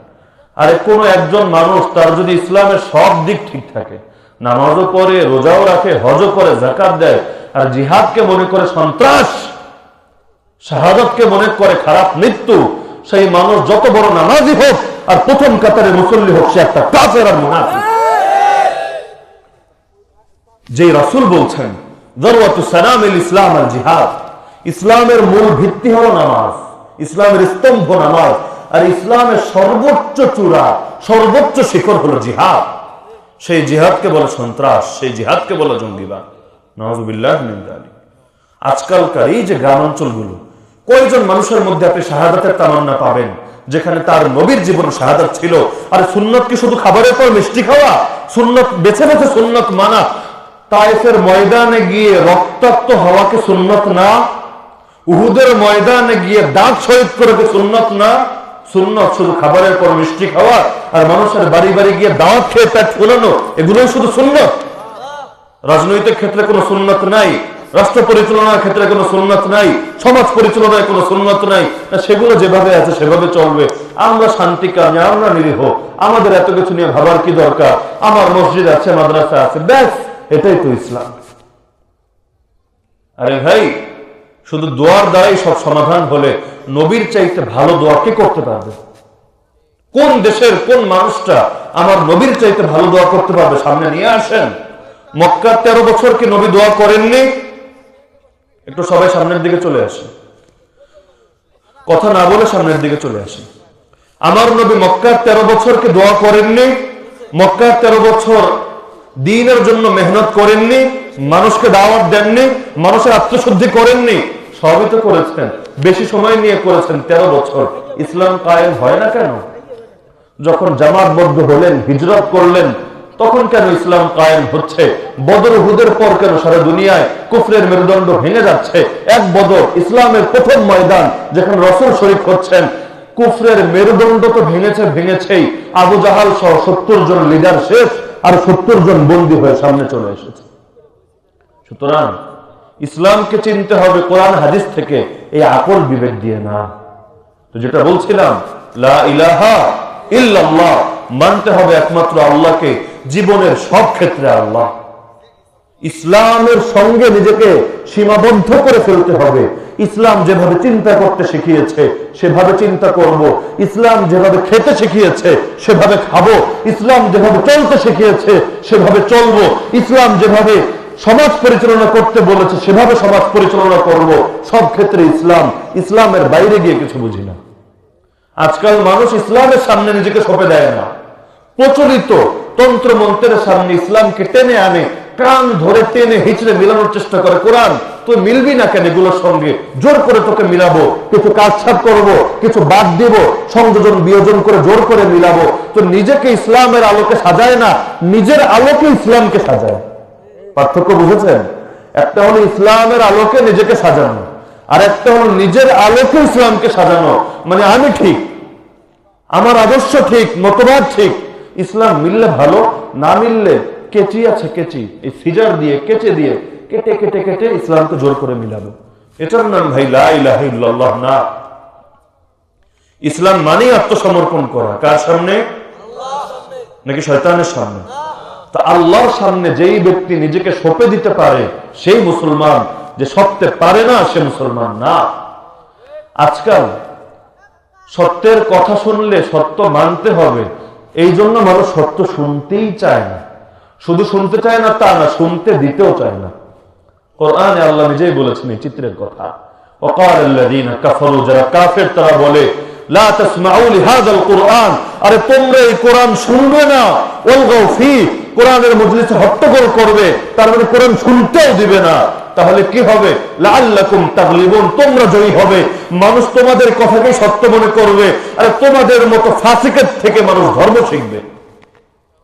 কিন্তু যদি মানুষ কোরআন শুনে ফেলে, তাহলে তো ভেজাল, গদি নিয়ে টানাটানি দেখা দেবে। এজন্য তাফসীরুল কোরআনের মজলিসের মধ্যে এতগুলো শর্ত লাগানো হয়। আমি আগেই বলেছিলাম না, গ্রাম অনেক ফিতনা থেকে আল্লাহ হেফাজত রেখেছেন, এই ফিতনা থেকে আল্লাহ হেফাজত রেখেছেন। এত শর্ত লাগানো হয়। মূল কথা এক বাক্যে বললে, হুজুর আসমানের উপরের কথা বলবেন আর জমিনের নিচের কথা বলবেন, মাঝখানে একটা বাদ, এটা বলা যাবে না। এটা বললে তো সমস্যা, এটা বললে তো বড় বড় বান্ডিল পকেটে ঢোকানো যাবে না, মদের বোতল মুখে নেওয়া যাবে না, সোনার ছেলেদেরকে আর এতটা প্রশ্রয় দেওয়া যাবে না। তো লা ইলাহা ইল্লাল্লাহ মানে এটা না। লা ইলাহা ইল্লাল্লাহ মানে ইসলাম, আত্মসমর্পণ করা আল্লাহর সামনে। আমার সামনে কোন জিনিস হয়তো স্পষ্ট ছিল না, আমি জানতাম না, এতদিন ভুলের মধ্যে থাকতে পারি, কিন্তু যেই মাত্র জানবো এক মুহূর্ত দেরি করার কোন সুযোগ ইসলামে রাখা হয়নি। এমনকি ইসলাম পরিপূর্ণ হওয়ার পর অতীতে ফিরে যাওয়ার সুযোগ নেই, যে আমি মক্কি যুগের মুসলমান, শান্তিকামী মুসলমান, নিরীহ মুসলমান। মক্কি যুগে নামাজ প্রথমে ফরজ ছিল না, তাই নামাজ পড়ি না। রমজান রোজা ফরজ ছিল না, তাই রোজা রাখি না। আর জিহাদ এগুলো আবার কি জিনিস, আমি তো মক্কি যুগের মুসলমান। এই কথা বলার সুযোগ আছে? আমাদেরকে কি শুধু মক্কি যুগ পালন করতে বলা হয়েছে, না পূর্ণাঙ্গ ইসলাম পালন করতে বলা হয়েছে? ইসলাম পরিপূর্ণ, পেছনে ফেরার সুযোগ তো আর রাখা হয়নি। কোরআন পুরোপুরি মানতে হবে। কেউ যদি বলে কোরআনে সব আয়াত মানি, মাত্র একটা আয়াত বাদ দিয়ে, সে মুসলমান না, সে কাফের। তো লা ইলাহা ইল্লাল্লাহ বলার দ্বারা একটা ধর্মের সামনে, একটা দ্বীনের সামনে নিজেকে সঁপে দিতে হবে, আর সেই দ্বীনের নাম হলো ইসলাম। সূরা আলে ইমরান আল্লাহ তাআলা স্পষ্ট বলে দিচ্ছেন 19 নম্বর আয়াত, ইন্না দ্বীন ইনদাল্লাহ আল ইসলাম, আল্লাহর কাছে একমাত্র গ্রহণযোগ্য ধর্ম হলো ইসলাম। সমাজে এমন মানুষও পাওয়া যায় যারা বলে প্রত্যেকে তার স্ব ধর্মের বিশ্বাস অনুযায়ী স্বর্গে যাবে। নাউযুবিল্লাহ মিন যালিক। তার মানে এক জান্নাত বানিয়েছেন আল্লাহ, সেখানে যাবে মুসলমান। আরেক স্বর্গ বানিয়েছে ভগবান, সেখানে যাবে হিন্দু। আরেক স্বর্গ বানিয়েছে ঈশ্বর, সেখানে যাবে খ্রিস্টান। তার মানে আল্লাহ আছে, ভগবানও আছে, ঈশ্বরও আছে, প্রত্যেকে আলাদা। তো প্রত্যেকে তাদের মুরিদদেরকে জান্নাতে দেবে। নাউযুবিল্লাহ মিন যালিক। আজকাল তো ইন্টারফেইথের নামে আরেক শয়তানি চলে। বিভিন্ন ধর্মের নেতারা একসঙ্গে এক স্টেজ একত্রিত হয়। সেখানে হিন্দুদের নেতা, বৌদ্ধদের নেতা, খ্রিস্টানদের নেতা, কাদিয়ানীদের নেতা, যত ধরনের বাতিল ধর্ম আছে সব নেতারা এক জায়গায় জমা হয়, একটা হুজুর থাকে। আল্লাহ হেফাজত করুক, দু একটা হুজুর তো সব জায়গায় পাওয়া যায়। এগুলো কি দলিল হয় নাকি? হাতের পাঁচ আঙ্গুল সমান? আর আরেকটা কথা মনে রাখবেন, পান্তা ভাত পচলে বেশি গন্ধ হয় না বিরিয়ানি পচলে বেশি গন্ধ হয়? এই কথাই বলা হয়েছে বর্ণনায়, খায়রুন নাস খিয়ারুল উলামা ওয়া শাররুন নাস শিরারুল উলামা। সর্বোত্তম মানুষ যারা আলেমদের মধ্যে সর্বোত্তম, আর সর্বনিকৃষ্ট মানুষ যারা আলেমদের মধ্যে নিকৃষ্ট। আজকাল বিভিন্ন বাতিল মতবাদ, বাতিল অটো আমির নিয়ে কথা বললে অনেকে বলে ওইখানেও তো হুজুর আছে, আমগো সঙ্গেও তো আলেম আছে, বলে না এই কথা? আরে ভাই, এক দুই আলেম তো দলিল না, কোন আলেমের দলিল না। দলিল তো কোরআন হাদিস ইজমা কি আছে। কোরআন হাদিসের সঙ্গে কোন আলেম মিললে তাকে মানি, যদি না মিলে, সে যদি আমার উস্তাদও হয়, তাকে মানি না। তো অনেকে এক স্টেজে একত্রিত হয়, এবার সবাই মিলে দোয়া করে। একজন করে আল্লাহর কাছে, হুজুর করে আল্লাহর কাছে সুর দিয়া দিয়ে, প্রথমে মিলাদ করে দোয়া, আরেকজন করে ভগবানের কাছে, আরেকজন করে ঈশ্বরের কাছে। সবাই মিলে চেষ্টা চালায়, যেটা লেগে যায়। মানে এক বউ 10 স্বামী, সবাই মিলে এক রাত করে কাটায়। বাচ্চা হবি না, না হয়ে যাবি কই, যেটা লেগে যায়। তো এখন সবাই মিলে চেষ্টা, দেখি আল্লাহরও বলি, ঈশ্বরেও ডাকি, ভগবানরাও ডাকি, যে সারা যায় একটা দিলেই তো হলো, আমরা ভালো থাকলেই তো চলে। নাউযুবিল্লাহ মিন যালিক। এই কাজ কেউ করলে মুসলমান না কাফের? কুফুরের সঙ্গে সম্পর্ক ছিন্ন করা ফরজে আইন, করতেই হবে, না করলে ঈমান থাকবে না। ভিতরে ভিতরে করলে হবে না, মুখে ঘোষণা দিয়ে করতে হবে। ইব্রাহিম আলা নবীনা আলাইহিস সালাম বড় মাজলুম ছিলেন, একা ছিলেন, তার সঙ্গে অনেক সঙ্গী ছিল না। হকপন্থীরা যুগে যুগে কমই হয়। দুনিয়াতে আপনাদের কি মনে হয়, ভালো মানুষ বেশি না খারাপ মানুষ বেশি? নাকি আপনাদের এলাকায় ভালো মানুষ বেশি? নামাজি বেশি না বেনামাজি বেশি? কোরআনে আল্লাহ এটাই বলেছেন, ওয়াইন তুতি আকসারা মান ফিল আরদ। আরে নবী, নবী হতে পারেন, যদি বলেন দুনিয়ার অধিকাংশ মানুষের কথা মানব, সকল ক্ষমতার উৎস যেহেতু জনগণ, অধিকাংশের কথা মেনেই আইন বানাবো। যদি এই কাজ করেন, ইউদিল্লুকা আন সাবিলিল্লাহ, আর কোনদিন ইসলাম কায়েম করতে পারবেন না। তারা আপনাকে আল্লাহর পথ থেকে সরিয়ে দেবে। কারণ অধিকাংশ মানুষ কেমন নবী জানেন? ওমা ইউমিনু আকসারুহুম বিল্লাহ ইল্লা হুম মুশরিকুন। অধিকাংশ মানুষ মুশরিক, অধিকাংশ মানুষ ফাসিক, অধিকাংশ মানুষ গোমরাহ, অধিকাংশ মানুষ বিভ্রান্ত, অধিকাংশ মানুষ বিপথগামী, অধিকাংশ মানুষ পাপী। সুতরাং অধিকাংশ হওয়া হকের দলিল না। নবী এবং নবীর অনুসারে প্রত্যেক যুগে কম ছিল। আমার নবীর সময়ের কথাই ধরেন, সাহাবী সব মিলিয়ে ধরেন 1.25 লাখ। দুনিয়াতে মানুষ কি 1.25 লাখ ছিল বা 1 কোটি ছিল? সারা দুনিয়ায় কত কোটি মানুষ, মুসলমান মাত্র 1.25 লাখ। তাও তো শেষ সময়ে গিয়ে মক্কার 13 বছরে মুসলমান কয়জন? হাতে গোনা কয়েকজন। তাহলে বেশি হওয়া কোনোদিন হকের দলিল হয় না। কোন দলের সদস্য বেশি, হ্যাঁ আমরাই হকের ঠিকাদার, আমাদের মেহনত সব দেশে চলে, তাহলে তো শিয়ারাও বলবে সব দেশে আছি, কাদিয়ানিরাও বলবে সব দেশে আছি, হিন্দু খ্রিস্টানরাও বলবে সব দেশে আছি। আরে অধিকাংশ হওয়া হকের দলিল হয় না। হকের দলিল তো নির্ধারিত কোরআন, হাদিস, ইজমা, কিয়াস, এটার সঙ্গে যেটা মিলবে সেটা হক।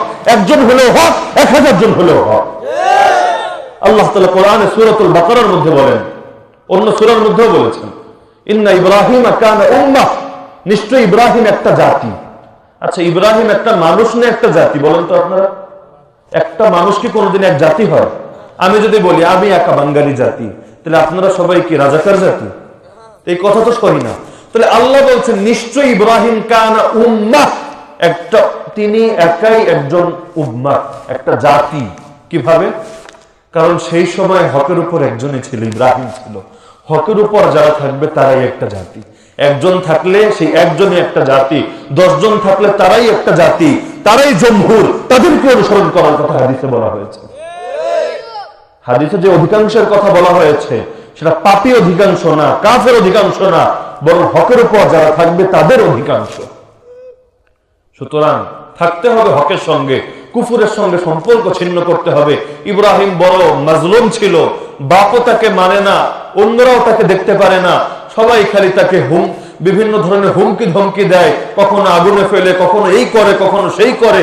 সেই অবস্থার মধ্যে ইব্রাহিম যখন তার সঙ্গে বড় বাহিনী নেই, অনেক শক্তিশালী ফ্যান ফলোয়ারও নেই যারা তাকে বাঁচাতে পারে, তার সামনে তারা পাহাড়ের মতো দাঁড়িয়ে যায়, কেউ নেই, সেই সময় ইব্রাহিম ঘোষণা দেয়, ইন্না বুরাআউ মিনকুম ওয়া মিম্মা তা'বুদুনা মিন দুনিল্লাহ। আরে বাবা, তুই বাবা হতে পারিস, তোর সঙ্গে সম্পর্ক নেই, আরো যারা আছে কারোর সঙ্গে কোনো সম্পর্ক নেই, এবং আল্লাহকে বাদ দিয়ে যাদের পূজা করো, এই নমরুদের পূজা করো, নমরুদের মন্ত্রী পরিষদের পূজা করো, যাদের পূজা করো, কারোর সঙ্গে সম্পর্ক নেই, শুধু সম্পর্ক ছিন্ন করলাম তা না, ওয়াবাদা বাইনানা ওয়া বাইনাকুমুল আদাওয়াতু ওয়াল বাগদাউ আবাদা, চিরকালের জন্য তোদের সঙ্গে আমার শত্রুতা এবং বিদ্বেষ প্রকাশিত হয়ে গেল। হ্যাঁ, হাত্তা তুমিনু বিল্লাহি ওয়াহদা, যতদিন না এক আল্লাহর উপর ঈমান আনো। যদি আল্লাহর উপর ঈমান আনো, সব মাফ, সব মাফ।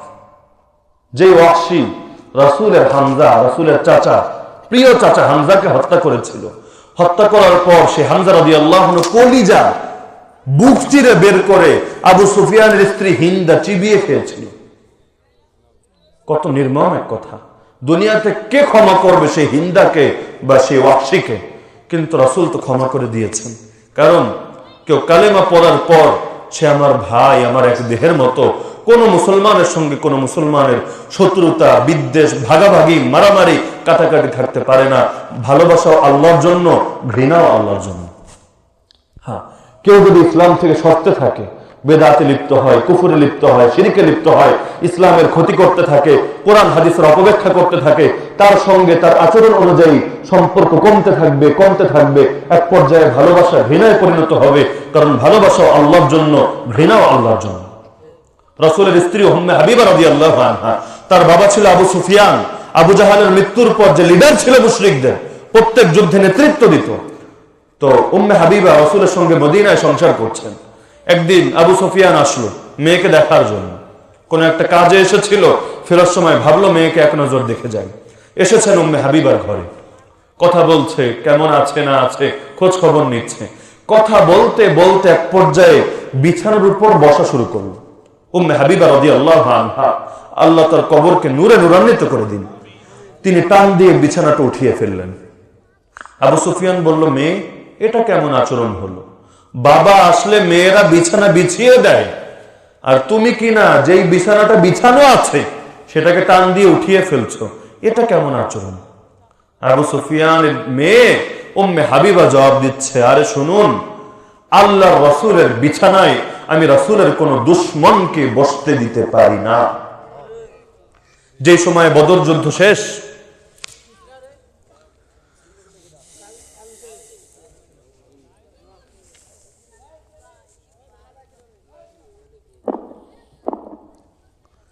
বদর যুদ্ধ সমাপ্ত হওয়ার পর 70 জন কাফের বন্দী হয়ে আসে। তো রাসূল আদেশ জারি করে দেন, সে সময় যেহেতু জেলখানা ছিল না, তো রাসূল আদেশ জারি করে দেন তাদেরকে মদিনার মসজিদের সামনে যে পিলার গুলো আছে এক একজনকে এক একটা পিলারের সঙ্গে বেঁধে রাখে। এক সাহাবী এক কাফেরকে বাঁধছেন, যে কাফেরকে বাঁধছেন তার আপন ভাই মুসলমান ছিল, কিছুটা দূরে দাঁড়ানো ছিল। সে তার ভাইকে উদ্দেশ্য করে বলে, হ্যাঁ আমার ভাই, এই যে তোমার সঙ্গী আমাকে বাঁধছে, তুমি তাকে বলে দাও যেন একটু ঢিল করে বাঁধে। বাঁধুক, আপত্তি নেই, অপরাধ করেছি, শাস্তি তো পেতেই হবে, কিন্তু একটু যেন ঢিল করে বাঁধে। তোমার কাছে এই অনুরোধটাই জানাচ্ছি, কারণ তুমি আমার আপন ছোট ভাই। এবার সেই ভাই জবাব দিচ্ছে, যে বাঁধছে তাকে বলছে, হে আমার অমুক মুসলমান ভাই, তাকে তুমি আরো শক্ত করে বাঁধো। এবার সে বলছে, তুমি আমার আপন ভাই হয়ে, রক্তের ভাই হয়ে এই কথা কিভাবে বললে? এবার সেই সাহাবী জবাব দিচ্ছে, তুমি আমার ভাই না, বরং যে তোমাকে বাঁধছে সে আমার ভাই। কারণ কোন কাফের, কোন মুশরিক যতই আমার রক্তের আত্মীয় হোক না কেন, সে আমার ভাই না। ইসলাম আমাকে শেখায়, যে মুসলমান কোনদিন যদি তার চেহারা না দেখি, তার চেহারা যদি কালো কুচকুচে হয়, তার ভাষা যদি খারাপ হয়, এমনকি তার স্বভাব যতই নিকৃষ্ট হোক, তারপর সে আমার ভাই, আমি তার রক্তের মূল্য দেব, তাকে কোন কাফের বেঈমানের হাতে কোনদিন তুলে দেব না। এটাই ইসলাম। তো লা ইলাহা ইল্লাল্লাহ যেই দিন বললাম, দুনিয়ার সকল কুফরের সঙ্গে সম্পর্ক ছিন্ন করলাম, মনে মনে করলে হবে না, মুখেও ঘোষণা দিতে হবে। কারণ যেই সময় ইব্রাহিম আলাইহিস সালাম এত মাজলুম ছিলেন, সেই সময় শুধু মনে মনে বলে শান্তি দেননি, আর মুখে বলেছেন আমার রাসূল সাল্লাল্লাহু আলাইহি ওয়াসাল্লাম, আর জিহাদ ফরজ হয়েছে 14 বছর পর মদিনায়, কিন্তু মক্কায় যে 13 বছর ছিলেন সেই সময় কুফরের সঙ্গে আপোষ করে চলেননি। আমার খুব ভালো করে লক্ষ্য করেন, আমার রাসূলের কাছে প্রস্তাব দেওয়া হয়েছিল, হে মুহাম্মদ, যদি নেতৃত্ব চাও বলো, আরবের নেতা মেনে নেব তোমাকে, তোমার মতো ভালো মানুষকে নেতা মানতে আপত্তি নেই, তোমার বয়সও পর্যাপ্ত আছে, 40+, 40 বছর হয়ে গেছে, যদি নেতা হতে চাও আরবের নেতা বানাবো। যদি সুন্দরী নারী চাও বলো, আরবের সবচেয়ে সুন্দরী নারীর সঙ্গে বিয়ে দেব। আর যদি তোমাকে জিন ধরে সেটাও বলো, সবচেয়ে ভালো কবিরা আমি চিকিৎসা করব।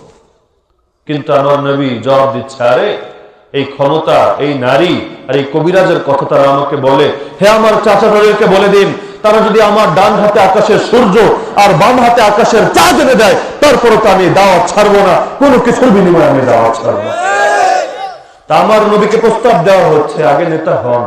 আচ্ছা, নবী ভাবতে পারতেন কিনা আগে নেতা হই, নেতা যদি হই কিছু অনুসারী পাবো, আর নেতার কথা সবাই শোনে, তো কয়েকদিন একটু ইসলামটাকে একটু বাদ দিই, মনে মনে থাক, আগে নেতা হব, কৌশলে আগে ক্ষমতা লাভ করব, তারপর গিয়ে ইসলাম কায়েম করে উল্টে ফেলবো। ভাবতে পারতেন কিনা? আমার নবী কিন্তু এটা ভাবেননি, বরঞ্চ নবী এই ক্ষমতাকে, নেতৃত্বকে বৃদ্ধাঙ্গুলি দেখাচ্ছেন। যেই নেতৃত্বের জন্য কুফরের সঙ্গে আপোষ করতে হয়, যেই নেতৃত্বের জন্য ইসলামকে গোপন করতে হয়, সেই নেতৃত্বকে লাথি মারে। আজকাল তো আমাদের চেতনায় পাল্টে গিয়েছে, ক্ষমতায় আমাকে যেতে হবে, রাজনীতি করে আমি একেবারে দেশের প্রাইম মিনিস্টার হব, রাষ্ট্রপতি হব, এজন্য আমি হুজুর মানুষ হয়েছে তো কি হয়েছে, তাই বলে রাজনৈতিক ক্ষেত্রে ইসলাম কি বলে একটু আড়ালে রাখি, কোরআনের বিধানগুলো একটু গোপন রাখি, আপাতত না বলি, আগে ক্ষমতা যায় কষ্ট নষ্ট করে। ওদেরকে এখন বুঝতে দেওয়া যাবে না যে আমরা আসলে ইসলাম চাই, তো কৌশলে অনেক কাটছাট করে ক্ষমতা একবার যাই, যাওয়ার পরে এমন ইসলাম কায়েম করব সবাই একেবারে সারাদিন জিকিরে থাকবে। কিন্তু এটা আমার নবীর আদর্শ না। আমার নবীর আদর্শ ছিল হকের ব্যাপারে কোনো আপোষ চলে না, ঈমান এবং কুফরের সঙ্গে মাঝামাঝি কোনো পন্থা নেই, যেখানে এসে ঈমান এবং কুফর মিলিত হতে পারে। আর ঈমান এবং কুফরের মাঝামাঝি হলো নেফাক, যারা এতে লিপ্ত হয় তারা হলো মুনাফিক, আর মুনাফিক কাফেরের চাইতেও জঘন্য। আর কেউ যদি মুমিন হওয়ার পর মুনাফিক হয়, সে হয়ে যায় মুরতাদ, তার শাস্তি একমাত্র মৃত্যুদণ্ড। হকের ব্যাপারে কোনো আপোষ করা যাবে আরে বলেন না যাবে? আমার জীবনের চাইতে হকের দাম বেশি, আমার জীবনের চাইতে ইসলামের দাম বেশি, আমার জীবনের চাইতে কোরআনের দাম বেশি। আমি বললে সমস্যা নেই, কিন্তু কোরআনের একটা আয়াত বিকৃত হলে অনেক সমস্যা। আমার চোখের সামনে কোরআনের অপব্যাখ্যা করা হবে, হাদিসের অপব্যাখ্যা করা হবে, আমি জানছি, আমি বুঝছি, কিন্তু সেই লোকটা যেহেতু আমার দলের, আমার পরিবারের, আমার ঘরানার, তাই আমি মুখ বন্ধ করে রাখবো যে লোকের সামনে বললে লোকে কি ভাববে। কিন্তু তার ব্যাখ্যা শুনে নতুন প্রজন্মের শত শত হাজার হাজার যুবক এবং তরুণ কিশোররা বিভ্রান্ত হবে। এর দায় কিয়ামতের দিন কে নেবে? হকের কথা বললে দুশ্মন জোটে, দুশ্মন। আমার নবীর প্রথম 40 বছরে দুশ্মন ছিল। আরে বলেন না ছিল? সবাই বলে আমিন, বিশ্বস্ত আর সাদিক, সত্যবাদী। এমনকি আমানত যদি রাখার প্রসঙ্গ আসে, আবু জাহালের কাছে রাখে না, আবু তালেব অন্যদের কাছে রাখে না। কেন জানে? রাখলে ফেরত পাওয়া মুশকিল আছে। কিন্তু রাসূলের কাছে এসে রাখে, এক বাক্যে তাকে মেনে নেয়। যেই মাত্র বলা শুরু করলেন লা ইলাহা ইল্লাল্লাহ, ইবাদত করতে হবে একমাত্র আল্লাহ, আল্লাহকে বাদ দিয়ে কাদের পূজা করো? ওরা তোমার উপকার করতে পারে না, ক্ষতিও করতে পারে না। কেউ করে পাথরের পূজা, কেউ করো গাছের পূজা, কেউ করো সূর্যের পূজা, কেউ করো চাঁদের পূজা, কেউ করো শয়তানের পূজা, কেউ করো নফসের পূজা। এই এত এত খোদা কেন বানিয়ে রেখেছো? যদি মুসলমান হতে চাও বলো লা ইলাহা ইল্লাল্লাহ, রব একজন, ইলাহ একজন, মাবুদ একজন, সেই এক আল্লাহ ছাড়া কাউকে মানা যাবে না। যেই বললেন দুশ্মন আর দুশ্মন, সবাই দুশ্মন। দারুন নদওয়ায় পরামর্শ বসলো। তারা বললো একদল যদি খুন করি তাহলে এই যে আবু তালেবের সাঙ্গপাঙ্গ আর বনু হাশেম আমাদের দুশ্মন হয়ে যাবে। এক কাজ করি, সবাই মিলে আমরা একটা বাহিনী বানাই, যেখানে সব গোত্রের লোক থাকবে, সবাই মিলে মোহাম্মদকে কুপিয়ে মারি। তাহলে কাকে এসে ধরবে? মেরেছি তো সবাই, সবার সঙ্গে যুদ্ধ করার ক্ষমতা তো রাসূলের বংশের নাই। একত্রিত হয়ে গেল, রাসূলের ঘরকে ঘেরাও করে ফেললো। আজকে মোহাম্মদ শেষ, আমাদের হাত থেকে মোহাম্মদকে কে বাঁচাবে? ভেতরে মোহাম্মদ ঘুমাচ্ছে, সকালে বের হবে আর ধরে কুপিয়ে শেষ করে ফেলবো। পেরেছিল কোপাতে? আরে পেরেছিল কোপাতে? আমি যদি হকের পথে থাকি, আমার মৃত্যু যখন নির্ধারিত তার একদিন আগে মরবো না। আমি যদি হক থেকে সরে যাই, তাই বলে মৃত্যু যেই দিন নির্ধারিত তার চেয়ে একদিন বেশি বাঁচবো না। যখন মরণ আসার তখনই আসবে। সুলতান সালাহুদ্দিন আইয়ুবী, খালিদ ইবনুল ওয়ালিদ, যাকে বলা হতো সাইফুল্লাহ, আল্লাহর তরবারি, সারা জীবন তরবারির নিচে নিচে ঘুরে বেরিয়েছেন। কোন তরবারি তাদেরকে কাটতে পেরেছে? পারেনি। মৃত্যুর সময় স্বাভাবিক মৃত্যুবরণ করেছে। অথচ কত মানুষ ঘরের ভেতর ঢুকে তাকে হত্যা করা হয়েছে। তো মৃত্যু তো নির্ধারিত। হকের পথে থাকলে আয়ু কমবে না, আর বাতিলের পক্ষে গেলে আয়ু বাড়বে না। আরে মির্জাফর আর মীর সাদেকরা কি এখনো বেঁচে আছে? রাসূলের যুগের মুনাফিকরা, তারা কি মক্কার লিডার হয়ে গেছে? ইতিহাসে কলঙ্কিত হয়েছে, মানুষ তাদের মুখে থুতু দিয়েছে। আরে কোথায় হারিয়ে গেল সেই নমরুদ আর ফিরআউন, যারা নিজেদেরকে বলতো আনা রব্বুকুমুল আলা, আমি তোমাদের খোদা, তোমাদের রব, সবার চাইতে বড় রব, আল্লাহর কি রব, তার চাইতে বড় রব। কোথায় হারিয়ে গেল সেই ফিরআউন? তাদেরকে তো আজকে কেউ স্মরণও করে না, নিজের বাচ্চার নামটাও রাখে না ফিরআউনের নাম। আর আমার নবীর নামকে তো আল্লাহ এত সম্মানিত করেছেন, সারাটা দিন সেই নবীর নাম উচ্চারণ করতে হয়, তার নাম আজানেও বলতে হয়, ইকামতেও বলতে হয়। মানুষ তার নাম, নিজের নাম রাখাকে আরো গর্বের বিষয় মনে করে। পুরো দুনিয়া চেয়েছিল তাকে লাঞ্ছিত করবে, আল্লাহ চেয়েছিলেন সম্মান দেবেন। পুরো দুনিয়া চেয়েছিল হত্যা করবে, আল্লাহ চেয়েছিলেন তার দ্বারা আগে মিশন পূরণ করবেন। দুনিয়া পারেনি, দুনিয়া ব্যর্থ হয়েছে, আল্লাহ সফল হয়েছেন। কোরআন বলছে হুয়াল্লাযী আরসালা রাসূলাহু, সেই আল্লাহ তার নবীকে পাঠিয়েছেন বিল হুদা, হেদায়েত দিয়ে, ওয়া দীনিল হক, এবং সত্য ধর্ম দিয়ে। কেন জানো? নবীকে পাঠানোর মূল উদ্দেশ্য কি? তোমরা তো এক একজন এক একটা কাজকে বানিয়ে ফেলেছো নবীওয়ালা কাজ। প্রকৃত নবীওয়ালা কাজ কি? আমি আল্লাহ নিজে বলে দিচ্ছি, লিইয়ুযহিরাহু আলা দ্বীনি কুল্লি, সেই নবী যেন ওই দুনিয়াতে এসে ইসলামকে সকল বাতিল ধর্ম, সকল বাতিল মতবাদ, সকল বাতিল তন্ত্রমন্ত্র সবকিছুর উপর বিজয় করতে পারেন। সেজন্য ওয়ালাউ কারিহাল মুশরিকুন ওয়ালাউ কারিহাল কাফিরুন, দুই জায়গায় বলছেন দুনিয়ার সকল মুশরিক, সকল কাফেররা যদি অপছন্দ করে, তাদের অপছন্দনীয়তাকে আমি আল্লাহ কোনো পাত্তা দেই না। আমি নবীকে পাঠিয়েছি দ্বীনকে বিজয় করার জন্য। ইসলাম বিজয়ী ধর্ম, আর ইসলাম ইয়ানু ওয়ালা ইউলা আলাই। আহলুস সুন্নাত ওয়াল জামাতের স্বীকৃত আকীদা, কেউ দ্বিমত পোষণ করলে কাফের হয়ে যাবে। ইসলাম সর্বদা উপরে থাকে, ইসলামের উপরে আর কিছু যেতে পারে না। উপরে যাওয়া দূরের কথা, ইসলামের সঙ্গেও কেউ সমান হতে পারে না। ইসলাম সবার উপরে। আজকাল মন খারাপ করবেন না কেউ। কোন কোন মানুষ নিজের জীবন বাঁচানোর জন্য, নিজের সুবিধা অর্জন করার জন্য, কেউ নিজের ঘর বাড়ি চাকরি ব্যবসা টিকিয়ে রাখার জন্য, কেউ নিজের দলকে মজবুত করার জন্য, কেউ নিজের মেহনতকে চাঙ্গা রাখার জন্য এক একজন এক এক ভাবে ইসলামকে কেউ আড়াল করে, কেউ অপব্যাখ্যা করে। আমাকে টিকে থাকতে হবে, ইসলাম যে মরে যাচ্ছে সেদিকে কোনো নজর নেই। আরে আজকে তো সেই মানুষটাকে খুঁজে পাই না যে আবু বকরের মতো চেতনাদীপ্ত হয়ে বলবে আয়ান কুসুদ্দিন ওয়ানা হাইয়ুন, আমি আবু বকর জীবিত থাকতে ইসলামের মধ্যে এতটুকু ত্রুটি ঢুকতে পারে না। ইসলামে যদি শেষ হয়ে যায় আমার আপনার জীবনের কি দাম? গোটা দুনিয়া শেষ হোক কিন্তু ইসলাম থাকতে হবে, কারণ আল্লাহ ইসলামকে আমানত হিসাবে দিয়েছেন, একটা আমানত দিয়েছেন। ইন্না আরদুনাল আমানাতা আলাস সামাওয়াত ওয়াল আরদ ওয়াল জিবাল। আল্লাহ বলছেন এই যে ইসলামের আমানত প্রথমে আসমানের সামনে দিয়েছিলাম, এরপর জমিনের সামনে দিয়েছিলাম, এরপর পাহাড়ের সামনে দিয়েছিলাম। ফাবাইনা ইয়াহবিল্লাহা, আসমান রাজি হয়নি, জমিন রাজি হয়নি, পাহাড় রাজি হয়নি। বলেছে আল্লাহ এটা তো অনেক বড় আমানত, আমাদের এই শক্তি নেই এই আমানতকে ধারণ করব। ওয়া হামালহাল ইনসান, মানুষ আল্লাহর কাছ থেকে চেয়ে এই আমানতকে ধারণ করলো। আল্লাহ আমাদেরকে দিন, ইসলাম দিন, আমরা জীবনের প্রতিটা ফোঁটা রক্ত দিয়ে হলেও এই ইসলামকে মাথার উপরে একটা আমানত দিয়েছেন।